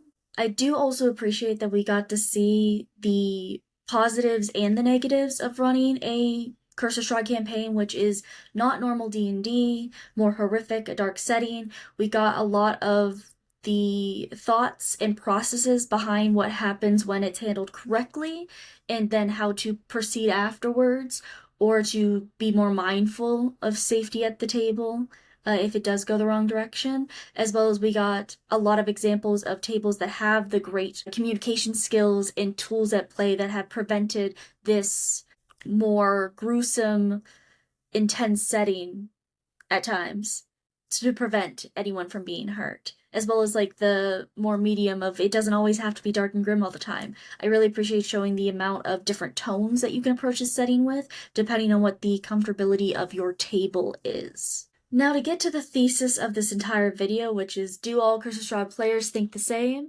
I think the answer is pretty obvious. It's that no, not everyone thinks the same while approaching this beloved setting. Kind of very similarly to the first installment. But also, like I said, that's kind of the point of this 2-parter series, I suppose, is to showcase that not every table is going to be the same, not everyone's going to interpret things the same, not everyone's going to approach the campaign the same, and that's the most beautiful thing about D&D, in my opinion, is we have like the facts and the lore and the rules, but that doesn't remain the same for every single table. It's always going to be for what is best for the people meeting at that particular table to approach it with, like what best suits them, and that doesn't make anything wrong that you decide that's different than a different table. We can literally just take everyone's opinions about Strahd, both above table and in character, from this video to showcase that. Some players really want to redeem and believe that there's something worthwhile inside him, whereas other tables acknowledge that he's a monster and don't particularly want to take that away from the story. Both options are not wrong or right. It's just what suits those particular player styles at the tables. I also found it really interesting to hear how approaches to different kind of tables were among players, because some of these I do not have personal experience with, particularly how you would approach making a character for an actual play podcast versus like an open table Curse of Strahd campaign. I've never run an open table, so that was really interesting to hear. And then of course the more probably what most of us experience, which are closed tables, home games sort of situations, that you really think about how you would do things differently and why each of those different setups would or would not work for each individual's tastes. I personally also really appreciated hearing the various different lore chunks and story beats that these different 5 players like latched onto, sunk their teeth into, because every single one of them had a different thing that was like in particular like up their alley. Like I don't think we had too much overlap with that. I think that really shows how various the themes in Curse of Strahd can be, of how we can get so many different types of horrors just in one campaign, but also there's so much rich different lore and pieces to pull in to prioritize based on, again, people's preferences that sit at your table, that like everyone's gonna latch onto something different harder. I think that's really beautiful, because what I really love about Curse of Strahd might be something that's kind of meh to someone else, and what they like might be something where I'm like, I respect it, but it's not for me. But I want to engage with that story for that other player, you know? Also, getting to hear the way everyone in this video engaged with certain themes and plot points was very interesting, because I think it really backs up my point when people ask me why I've run Curse of Strahd so many times, and it's because no one engages with the storylines the same way.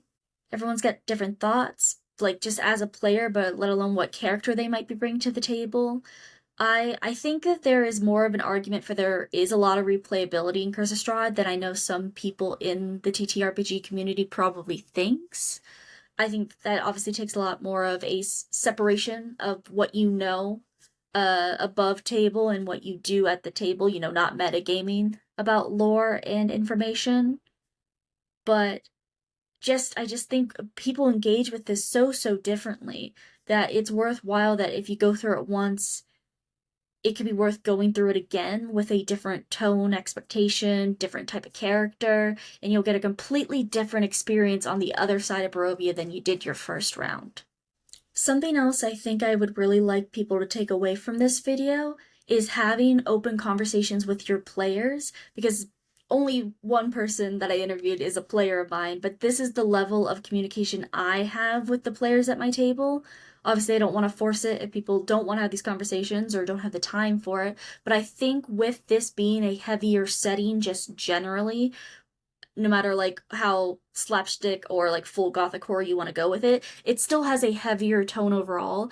These type of conversations to check in with like how your players are feeling, what they are motivated most by, both above table and in character, talking through any heavier moments, all of these just basic adult conversations need to happen openly for Curse of Strahd to truly work. Or I guess work in a long-term situation.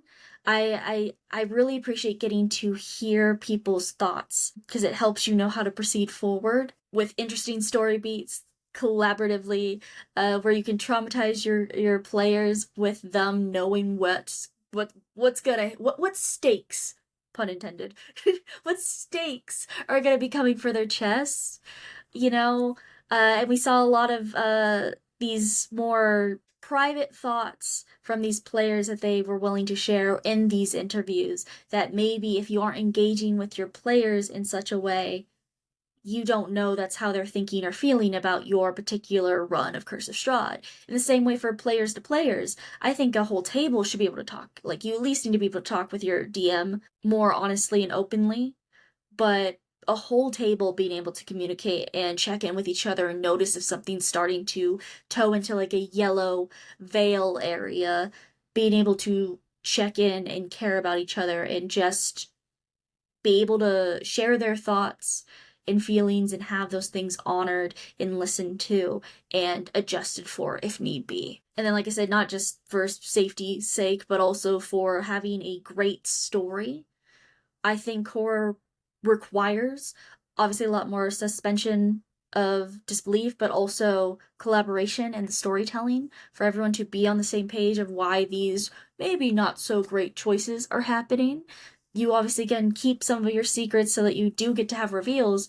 Don't want to ever take that away from anyone, but having some above table like discussions about why something is happening, or just check in so that the players don't get hurt. I really appreciated hearing those insights from these players that we saw today of how vital just having conversations like what I asked these particular players is honestly so beneficial to any game of Curse of Strahd. I think those might be all of my thoughts, to be completely honest. This was such a delightful project to work on. I know it was a long time coming. So many of these interviews, I don't know if you could tell, were filmed a long time ago. But I'm so excited to get this out. Almost like exactly a year from the last installment of the series. This has been such a delight to do. I really love celebrating the different ways that people approach storytelling, our collaborative storytelling medium. It's just so inspiring to me personally. So I feel really like honored that I could do these sorts of things, and people are willing to join me on my platform to talk about things in this way. It's just a really, really beautiful thing.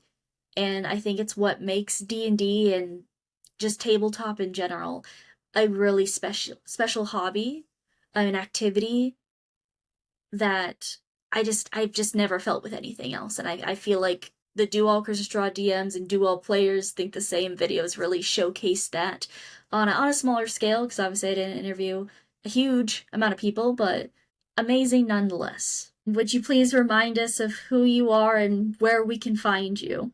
Yes, yes. Hi, everyone. My name is Betty K. I'm Betty the Beholder on TikTok and Instagram. And you can find me on the Cast Party socials or Haunted Halls or the Strangers Guild as well. Thanks for listening. Thanks for having me. Yes, This has been thank you for absolutely having lovely. me. You've had such great insights.